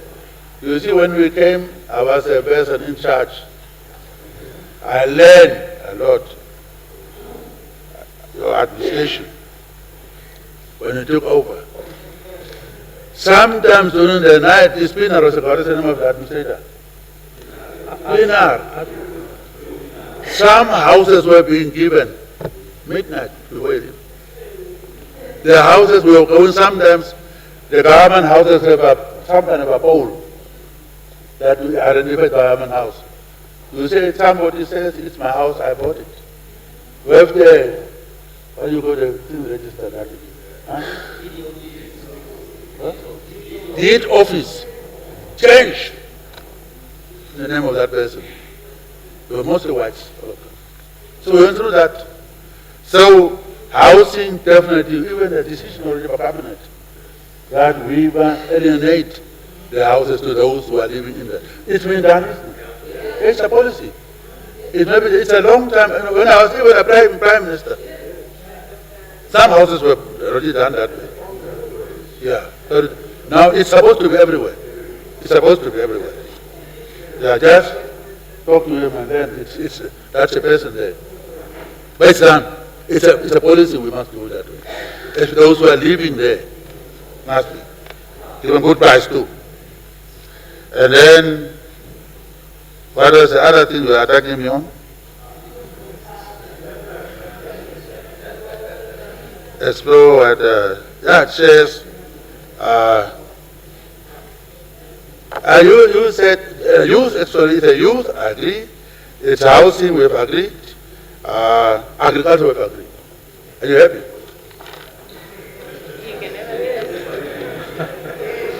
Now, Swart boy, my brother, you are very kind to me because you know I'm leaving.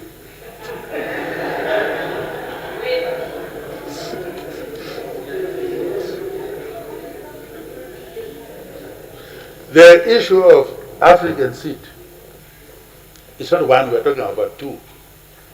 But to our surprise, our chairman, Senegalese chairperson that time, when he was addressing AU, said that he talked to the President of the United States and they agreed that the Africans deserve a seat. We're talking about 2 seats. If not more, maybe once 1, 2. So maybe they are going to boil down to 1 seat. That's what I think we are talking about. I'm a member of the group of 10. We are talking about 2 seats for Africans. But people are not coming. Some were opposed to it. But now we see that Americans have opened up. If Americans are saying that, it's a welcome news. We have, as committee members, I'm a member of committee of 10. It's good news. Also, Mrs. Biden, when she came here without us asking, also said the same thing. So that's a good news for us. We're not going to say 1, we're still talking about 2. So that's a good beginning. it's a level, we have good leverage now. That the country can say they are recognizing we need to be there. How can colonialism lock us out? Now again, this time they're locking us out. And important things are discussed there. Our future is discussed there. So we are fighting for that. We are getting support now. We are going to move on with that.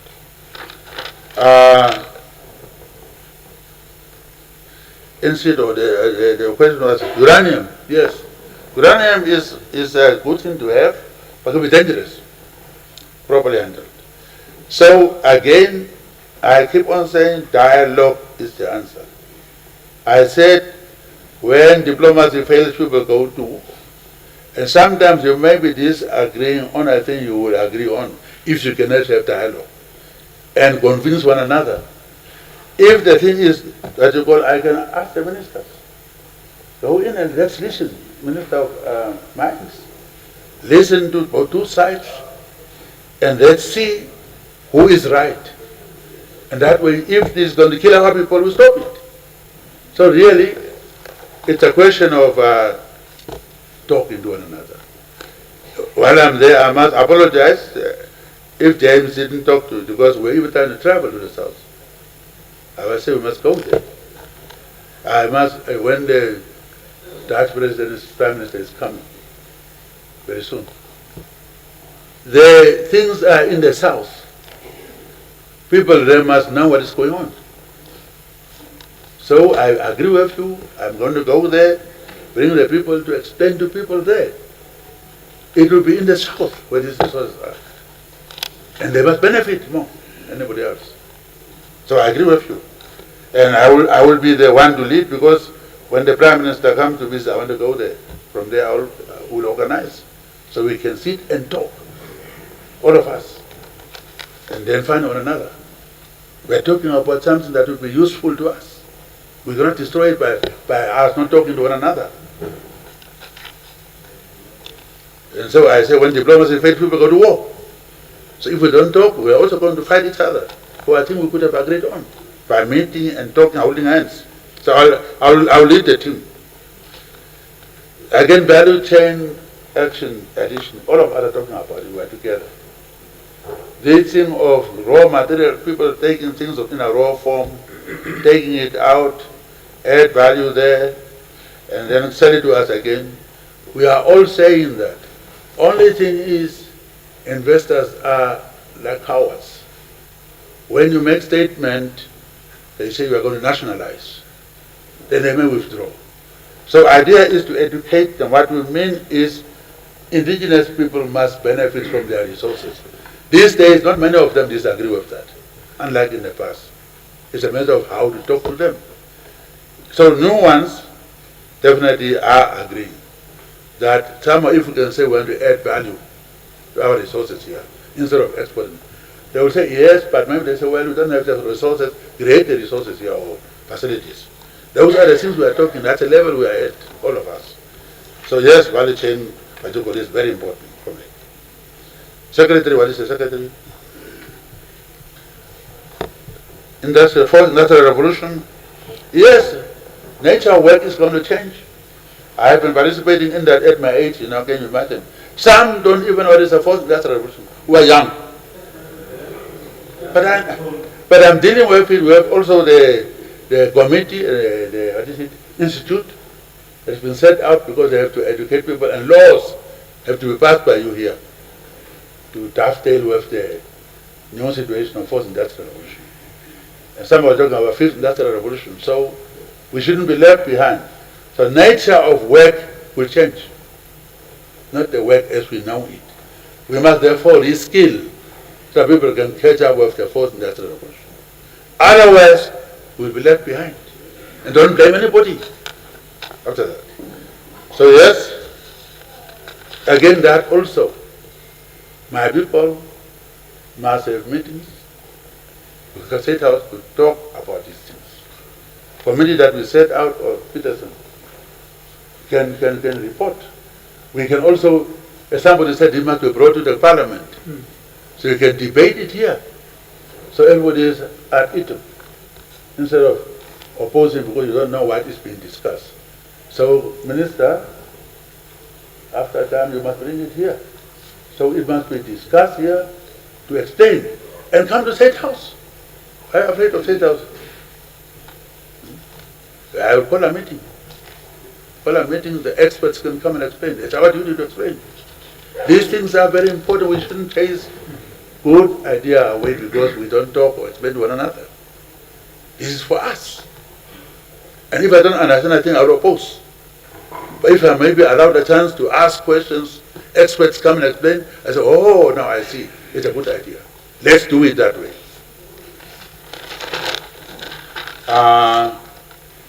Noto, revolutionary. Why are you opposed to scholarship? Rhetoric comes from scholarship. Speaking, explaining ideas come from scholarship. Now, if you have ideas that you are espousing as a president or as a professor, as you said, it is a question of implementation. We are at it, and I said certain things were good policies, good documents. Go and read it, it's beautiful.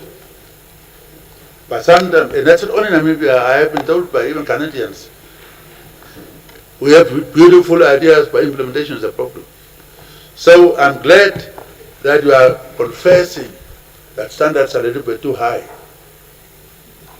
in how we present the case. So therefore, we will get lost. But we break it down. We can explain it so that we cannot be stopped from having good ideas as dreamers. We must have looked for implementers now. And implementers are you people who are sitting here. Now, you see, when you are just accusing, when you are saying ministers are not qualified, I watch you, Parliament. It's not like my Parliament. Definitely. When you people, but level that you are at in what we were. No. To tell the truth. We were newcomers, but the debate here was different. To tell the truth. So we can all accuse each other. It doesn't help us.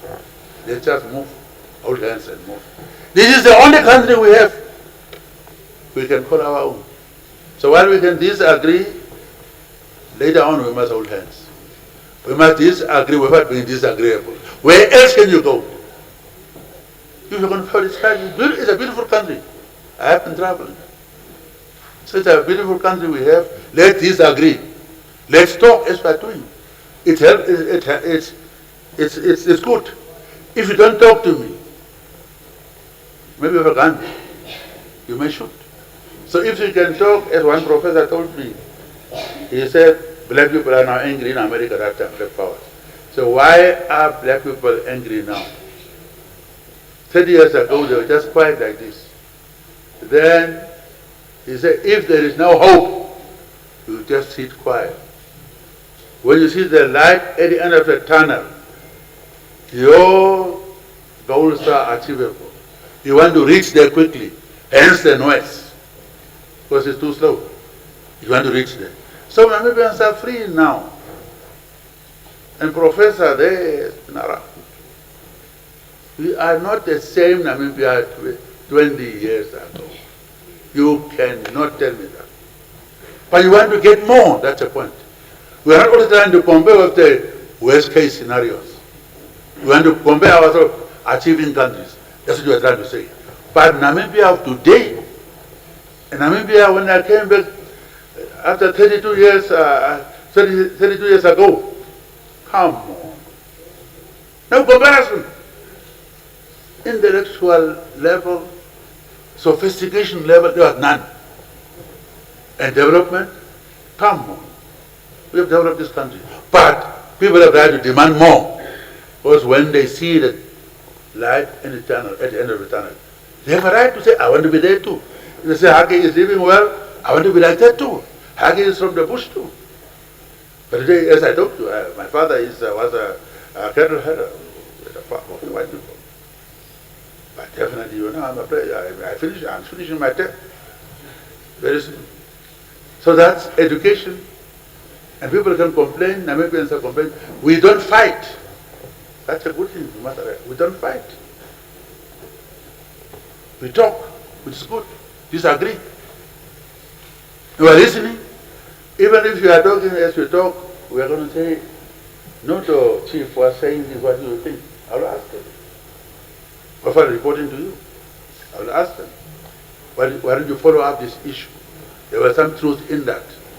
Not everything, there's always some truth. And we are saying, after the questions were asked, comrades, I will ask them, what about this issue? Are you going to follow it up? Yes, we do it that way. So I'm very happy. Then you talk about the genocide day. Genocide day, I got two reports. One is talking about May, and other one on April. There are 2 days. Agree on one day first. Simple as that. There are 2 days. Now, if you don't agree on 1 day, how do you want me to declare it? Agree on 1 day. What is it? Which is the date? 8th of April or what? Which one are you supporting? There are 2 days.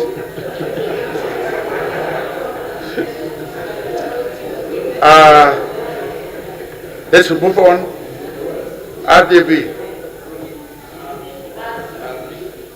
Oh,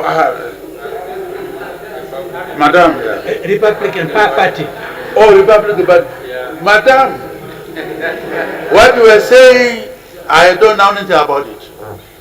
Poison was given to people, what is it? That one, I don't know anything about it. You and I must get them and deal with them. Yeah, we cannot allow that. We cannot allow that. So I don't know, but we must, I think I will ask my people to look at it. Huh? Okay, for that issue. Yeah? I'm told the issue is in the court apparently. I didn't know it's so serious. Huh?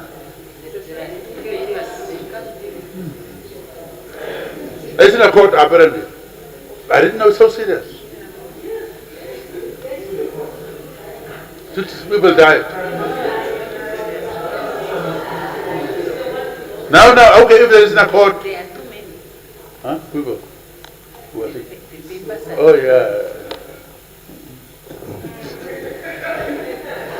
UDF, yeah. UDF, the land issue.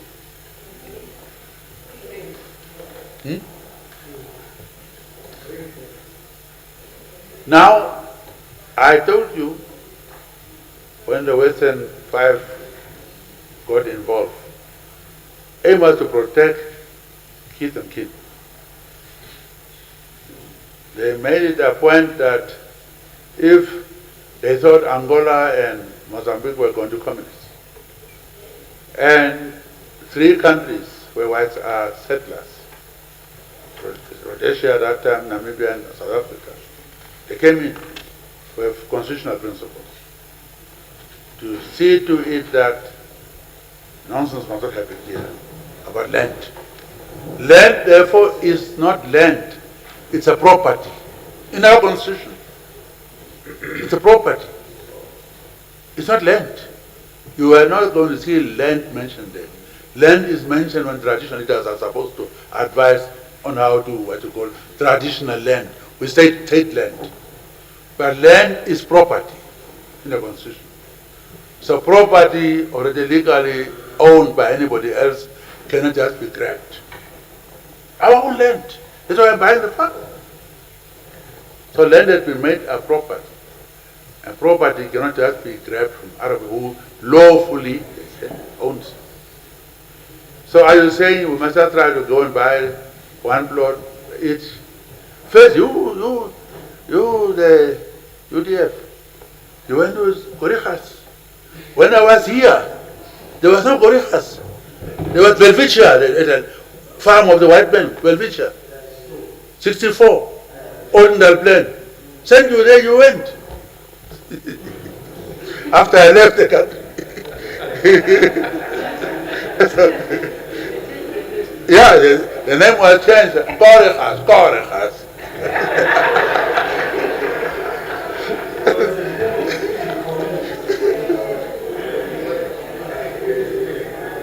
If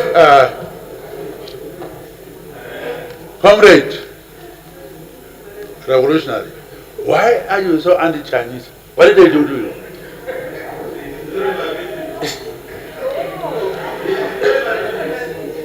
Personal issue, yes. Okay. I told anybody, whether Chinese or anybody who doesn't come and respect our laws. I even traveled to China when I became Minister of Trade. I was in the north and there was nearly a fist fight. And I came to stop people and said, look, China is a big power. We cannot just fight around like this. Let me go. And I went there. I said, Chinese are not obeying our laws. They don't pay overtime. They said all the things we are complaining about. Chinese said we have changed, we have opened up. There are some people who are on their own. There are some who come with government companies. Let's deal with government companies which you control. But if people go on their own, let your laws take effect. The foreign minister even came from China. In English, he said that if Namibian laws are broken, let Namibian laws take its course. But my brother, we need friends. This thing of your anti-Chinese thing, what happened really? One day I must talk to you. So I may solve the problem. I may help you. As for the Air Namibia issue, it so happened that I was in Ethiopia recently. Maybe that's what you heard. I'm saying we must revive Air Namibia. Ethiopian Airlines people came to a big delegation. I had the Minister of Transport, came to present, they want to, of course, control Africa, and they said they are now buying in existing airlines too, or taking their routes to run, because they want to cover Africa.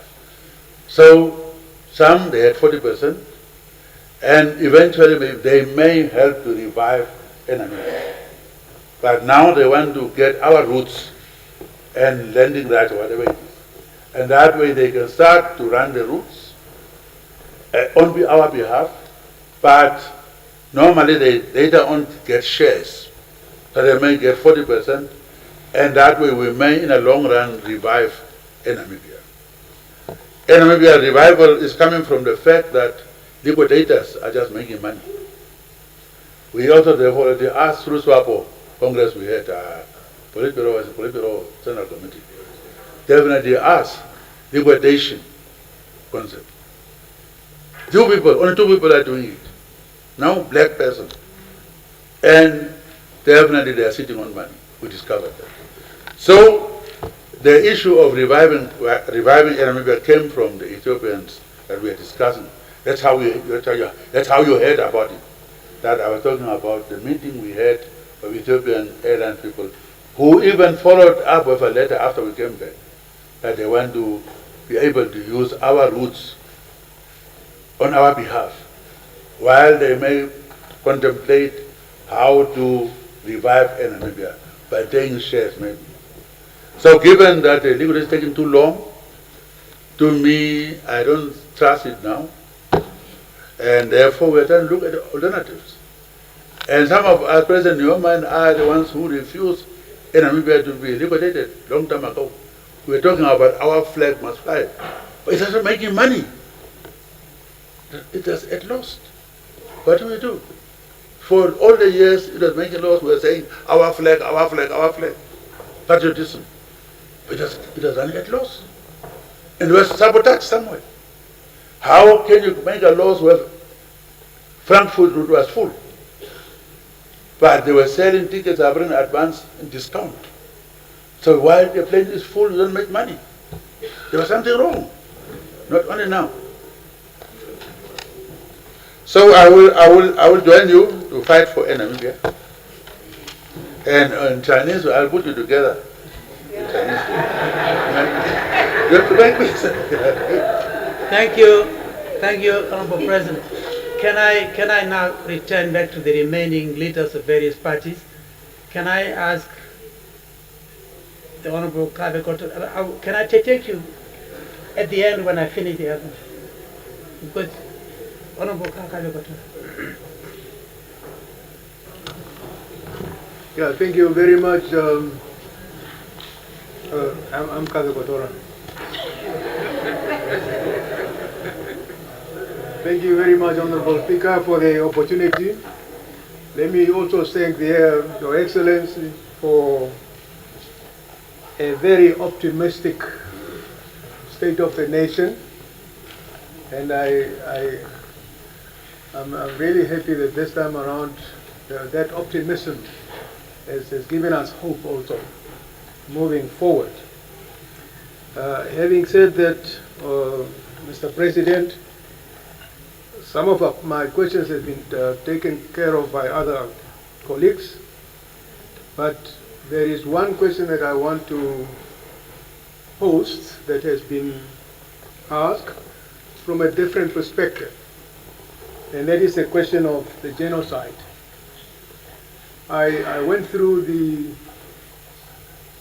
the joint declaration, and I compared that joint declaration with the motion that was tabled in Parliament and the subsequent resolutions. On the one hand, together with two resolutions that was taken by the Buddhist Dag in Germany. And I came to the conclusion that that motion, that joint declaration speaks more to the resolutions taken by Germany than to the motion that was tabled in this House. I want, Mr. President, you to basically also look into that. Maybe you have also assessed the same situation. I want you to look into that and basically just see whether the joint declaration in its current form is actually speaking to the motion that was tabled by the late Honorable Riwako in 2006. Secondly, Honorable Mr. President, you touched upon the issue of Vision 2030. Now, Vision 2030 from the word go was a very good vision for the country. But as we speak now, we are 7 years to Vision 2030. So the bulk of the years are gone by, 23 years. We are 7 years. The question really is, with the trend that has been going on to date, are you, Mr. President, still of the opinion that Vision 2030 is attainable?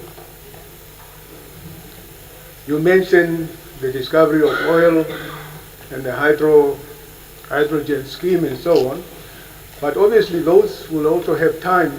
Time will have to lapse before we actually get money out of those good developments.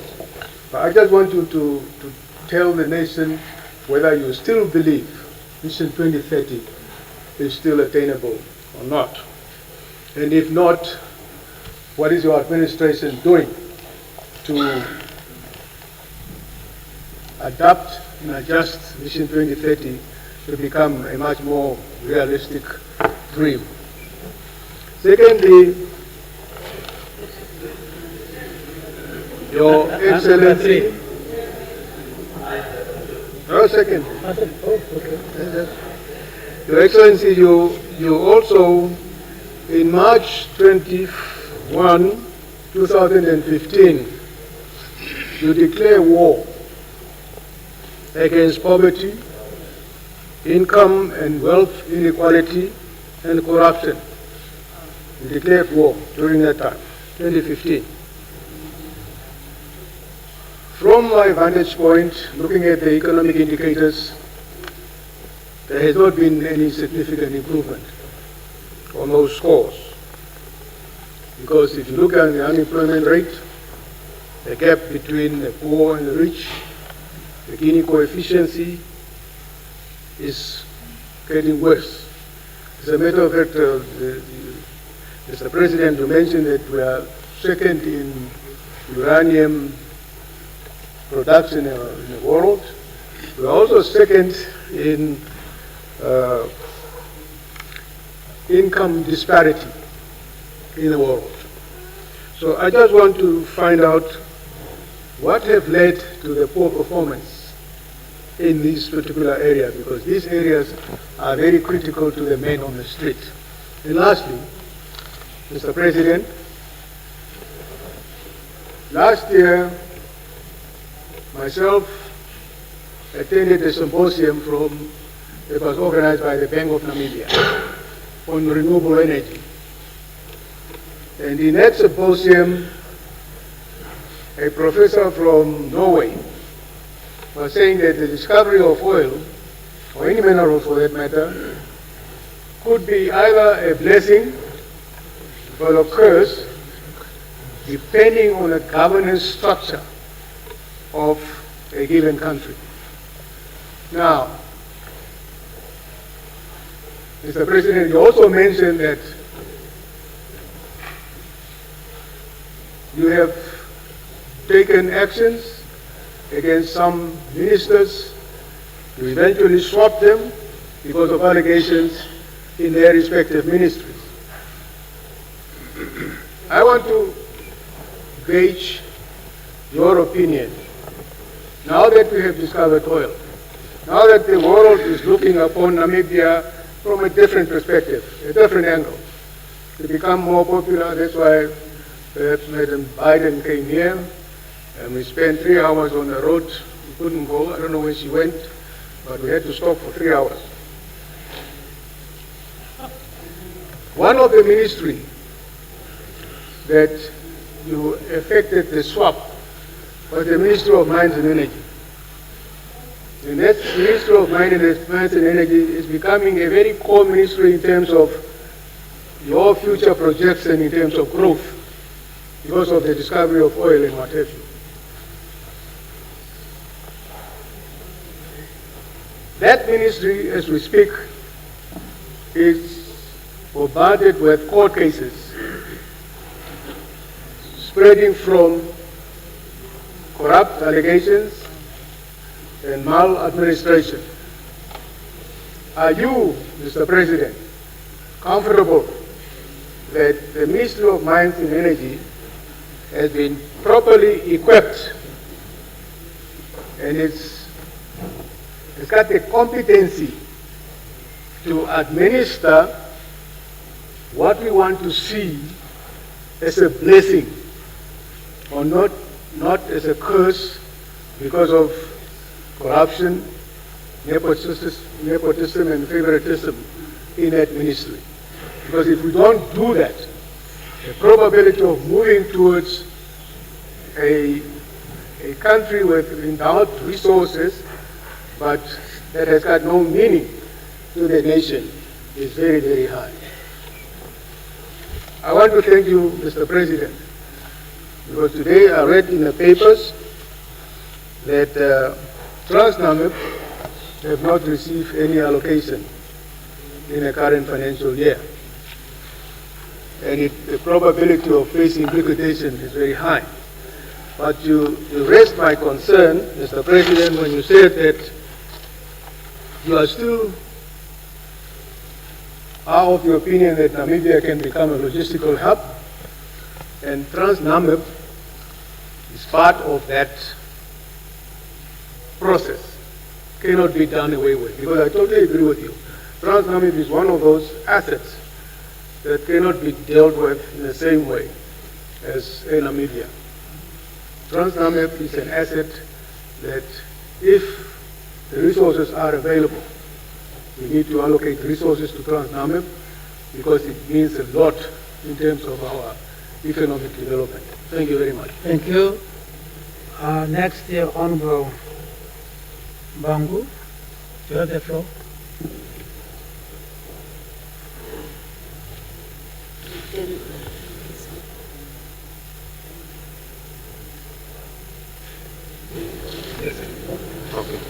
Thank you, Honorable Speaker, and Your Excellency, and all protocol observed.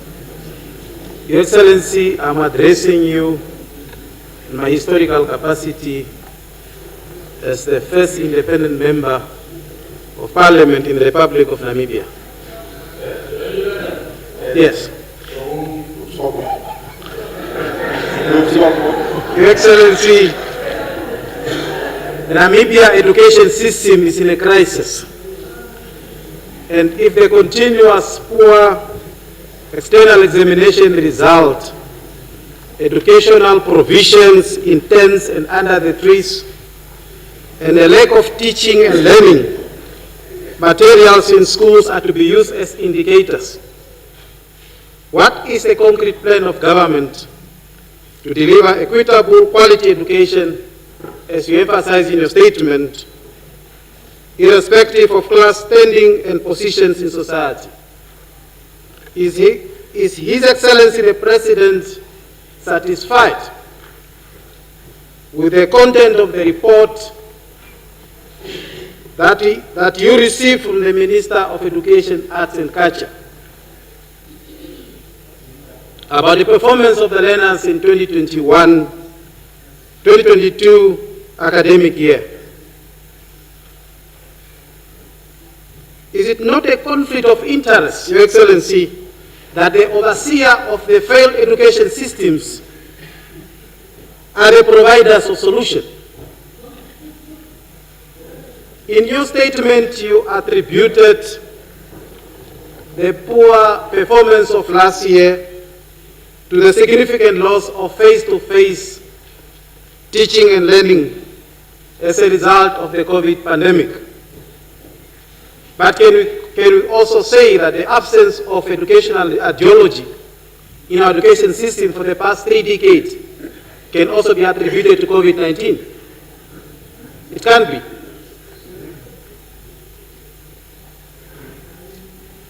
Probably the ministry misled you on that reason, because there are many factors that contributed to the poor performance of last year. COVID created havoc literally in the entire world, but South Africa have managed. They had 80% pass rate last year. Okay. Can we have questions? Will His Excellency the President take Parliament in confidence and table the report in Parliament? Secondly, what is the future of the Green Scheme in the context of the UN Sustainable Goals for Zero Hunger? Private individuals are currently being invited by government to manage the green schemes. Are the traditional authorities that gave the land to the government being consulted? Okay. At the second ordinary session of the African Union in July 2003 in Maputo, the African head of states came together, and then Namibia also ratified the Maputo Declaration. Now, one of the provision of that declaration was that 10% of our national budgetary resources will be allocated to agriculture. And for the past 19 years, we have violated our own law, because in terms of Article 144 of our constitutions, it's very clear that any international convention or agreement that we ratify automatically becomes our law. And we've been violating our own law for the past 19 years.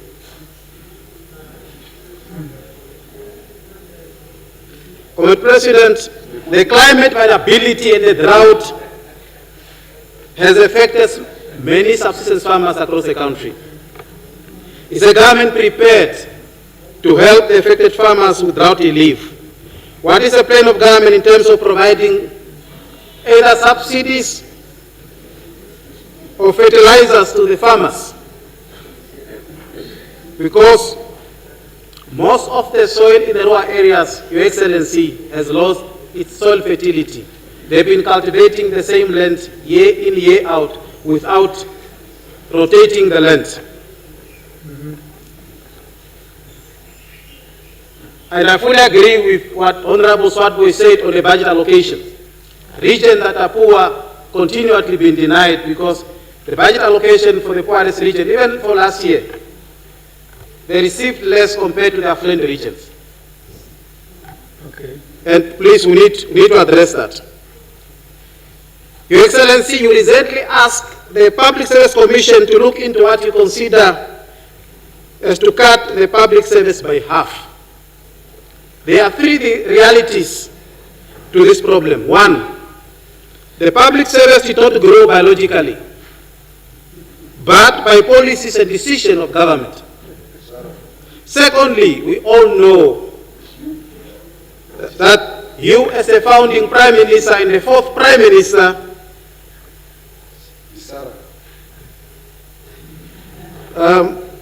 you are well aware in that you also have a hand in creating the beast that you are scared today. Thirdly, Your Excellency, your administration expanded the public sector exponentially by creating jobs. Parliament was expanded from 72, National Council the same. Now, with the idea of cutting the civil servants, are you also going to right-size Parliament? Okay, honorable members, please.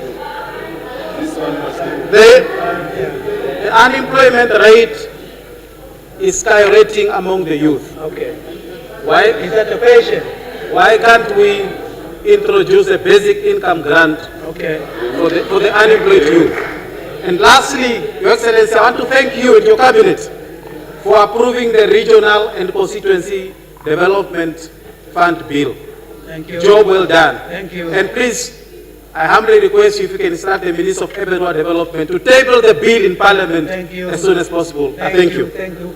We've got so many members to cover. Honorable Lukawesi.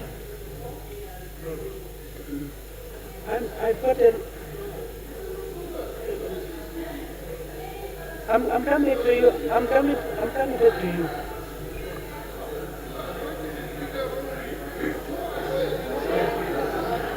Wait for the light.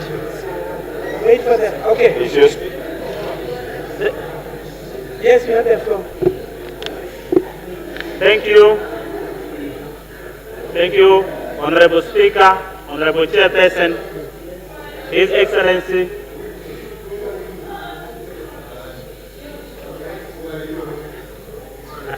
I am protected. Yes, please. Thank you, Mr. Speaker.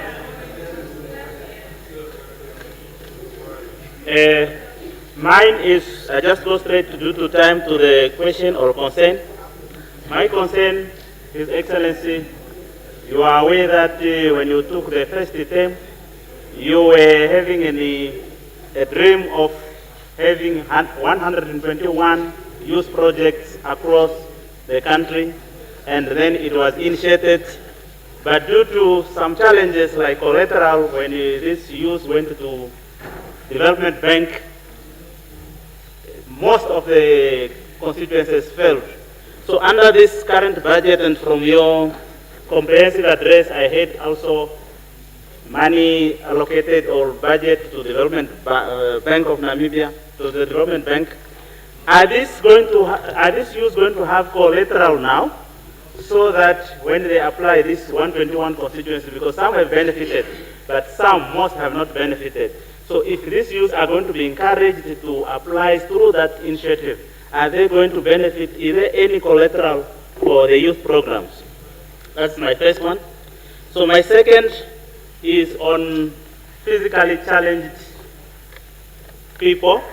I really appreciate the increment on their social grant, but they are sitting with a challenge currently, and I think it's across the country, where most of those who had wheelchairs, currently these wheelchairs, they don't have where to be repaid.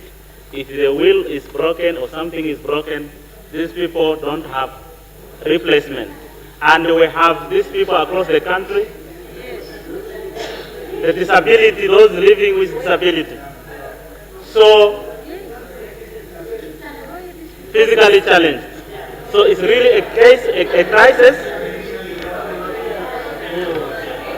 It's really a crisis where this year, especially in my constituency, in my region, I received 6 wheelchairs, and there are more than 40 people who cannot even. So it's really a challenge that the Ministry of Health just offer when they are releasing them from the hospital, and the social welfare is not providing. So is this budget going to cater for these people across the country, those who are unable to move without their wheelchair? Okay. Have you got still more? Finally, I will go to electricity. Electricity in Zambezi remains a major challenge, and I want to elaborate more on that. As you are aware, that Zambezi, after independence, was using a genset, a generator. We're not having any source of electricity. A better electricity was obtained in 2009. We cannot hear. Can we just allow a member? Please, please. Let's listen to each other. Yeah, okay. Okay, order. Order. It's enough. It's enough. It's enough. Please continue. So, this electricity in Zambezi, we have a substation which is there, but even 40 kilometers schools within the radius of 500 are not energized because of the budget. The budget the region always receives is less due to population. They don't look that this region were deprived before from getting a grid. So now they give, when they started giving after 2009, they started giving the budget according to the population, which is less, that if you drive or you move in that region, is the most deprived when it comes in terms of electricity. So is our president aware of the situation of the Zambezi, that electricity was not there before, and then when it started, we are receiving less budget, so we are not going to cover the region regardless of small and its population. Okay. Finally, I just want to support my Honorable Mbangu, who said the solution to some cases is the approval or the speeding up of the constituency development fund. If that one is not going to be there, we don't think we will move with petty things, because as in... Thank you. No, thank you very much. I think because we of had time. that. We had that. Honorable Member, let me bring to your attention. There's certain issues that are really pressing that we should be shared with the head of state. But there's certain issues that could be taken up normally in our respective chambers. Now, that's one. Number two, I want to repeat this. I'm taking members of various different political parties to have the opportunity to put their question. Now, when additional member of a party that had a share asking for the floor, that is what I'm saying. Let me see whether I could take you at the end so that I can offer the opportunity to those who have not even spoken. Can you permit me to do that? Thank you. Honorable Dr. Yambo, please.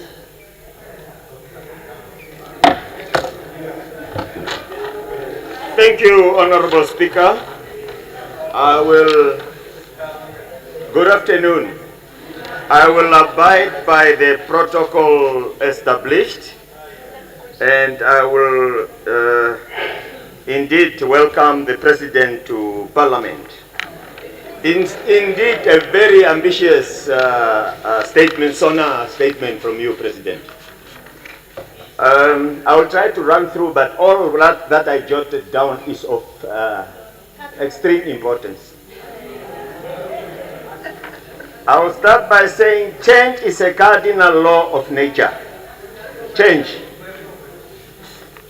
And I will also at the same time, please, Honorable Speaker, especially Honorable Nekundi, can you just hold your horses? Yesterday I told you are a minister by default, and it's because of the way you are going on. Can you please just hold your horses so that others want to learn from this while you are ridiculing it? Okay. And I will start with a quote which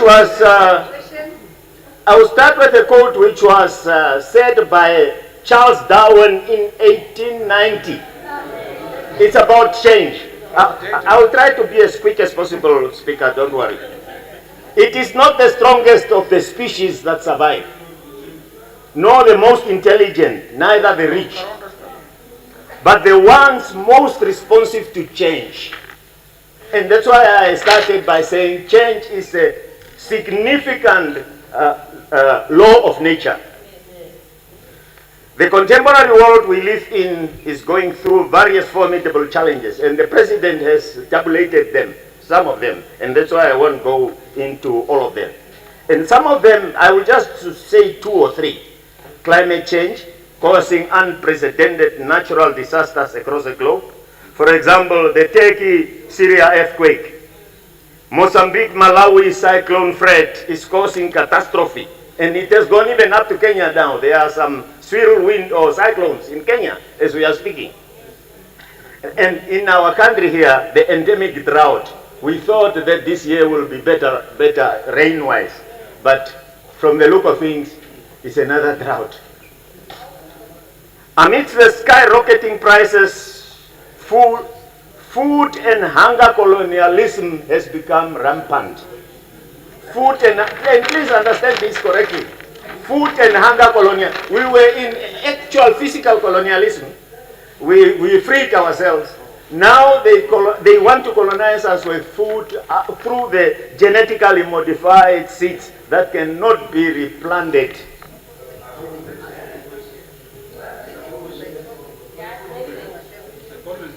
Which strains, before I go to my questions, I'm an educator and I have to give background.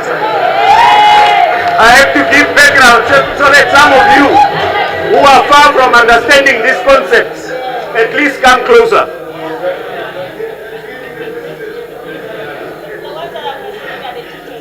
Considering the above extremely dire circumstances, the following questions are worth not only responses, but pondering. Let's think about them. Some of them don't even need answers, but let's ponder. Let's think about them and see collectively how. Let's hear them. Okay. How will the escalated foreign debt, currently at 140 billion, and rummaging the nation be paid, especially by our unemployed youth in the future? Number 2.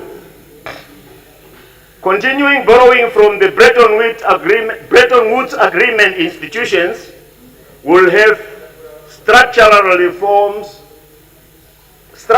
reform demands and conditions.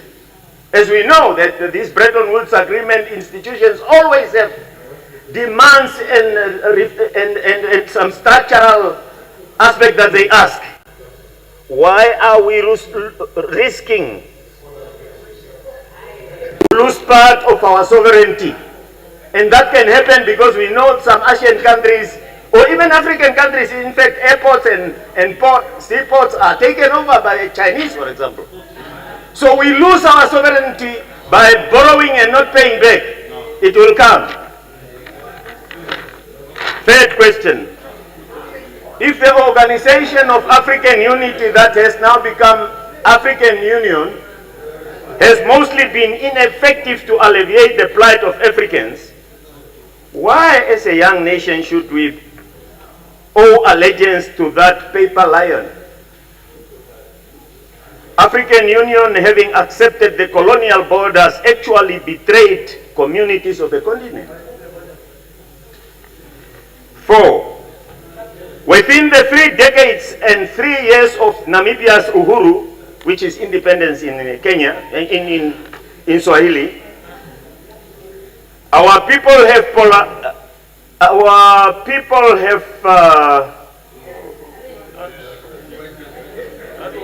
polarized more on ethnic basis than ever before. On ethnic basis than ever before. Listen carefully then, your interjection that lead you to nowhere. Dr. President, will you please enable the reconciliatory process to take its course? Other countries, like Zimbabwe, have 2 volumes of booklets. Mozambique have 3 volumes. South Africa have about 4. Angola also has several volumes. In our case, fellow country people, reconciliation is reduced to a sentence in the preamble of our supreme law, the Constitution. And I can even read it to you, but in the interest of time, go read it in the preamble, just a sentence. No, please. I don't have to read it, but I will go ahead. Let's have the questions. No, I'm conscious of the time, but they also have the Constitution, so they are going to read. Questions. I already asked some questions and I'm coming to some. Please just be patient Please and learn. continue. And that's why I think something was said here today, very significant. Those who do not know should not be able to lead. Leaders should be people who have gone through some channels of knowing how to work with people. Please continue with your question.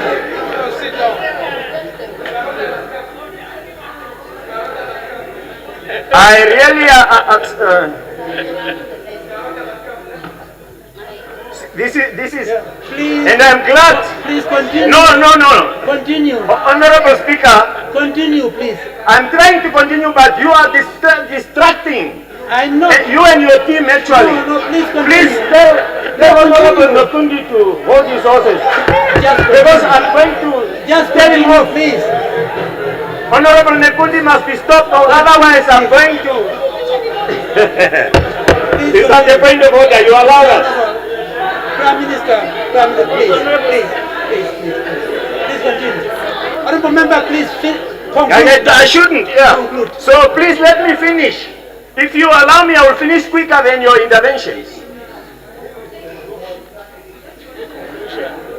Africa on the Security Council is a welcome move, though according to me, Tangeni Yambo, too little, too late.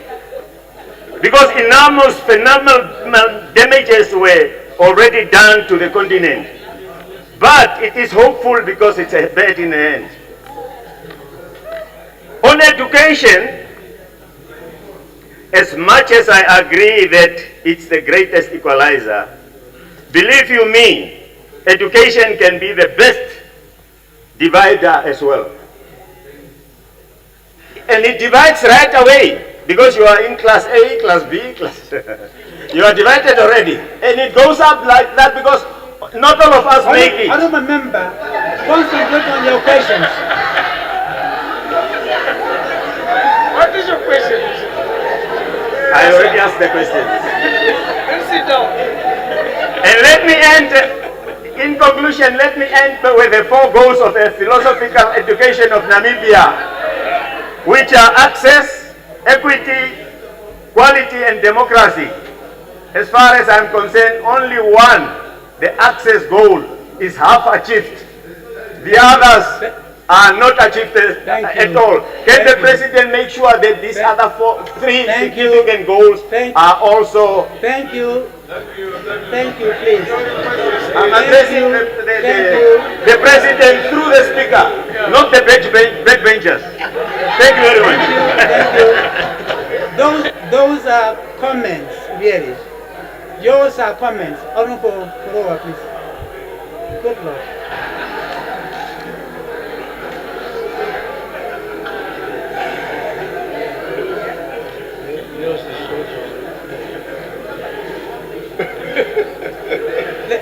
Thank you. Order, please. Order. Thank you. Let's conclude the way we started. Listen to each other calmly. Honorable member, please. At long last, thank you very much, Honorable Speaker, for the floor.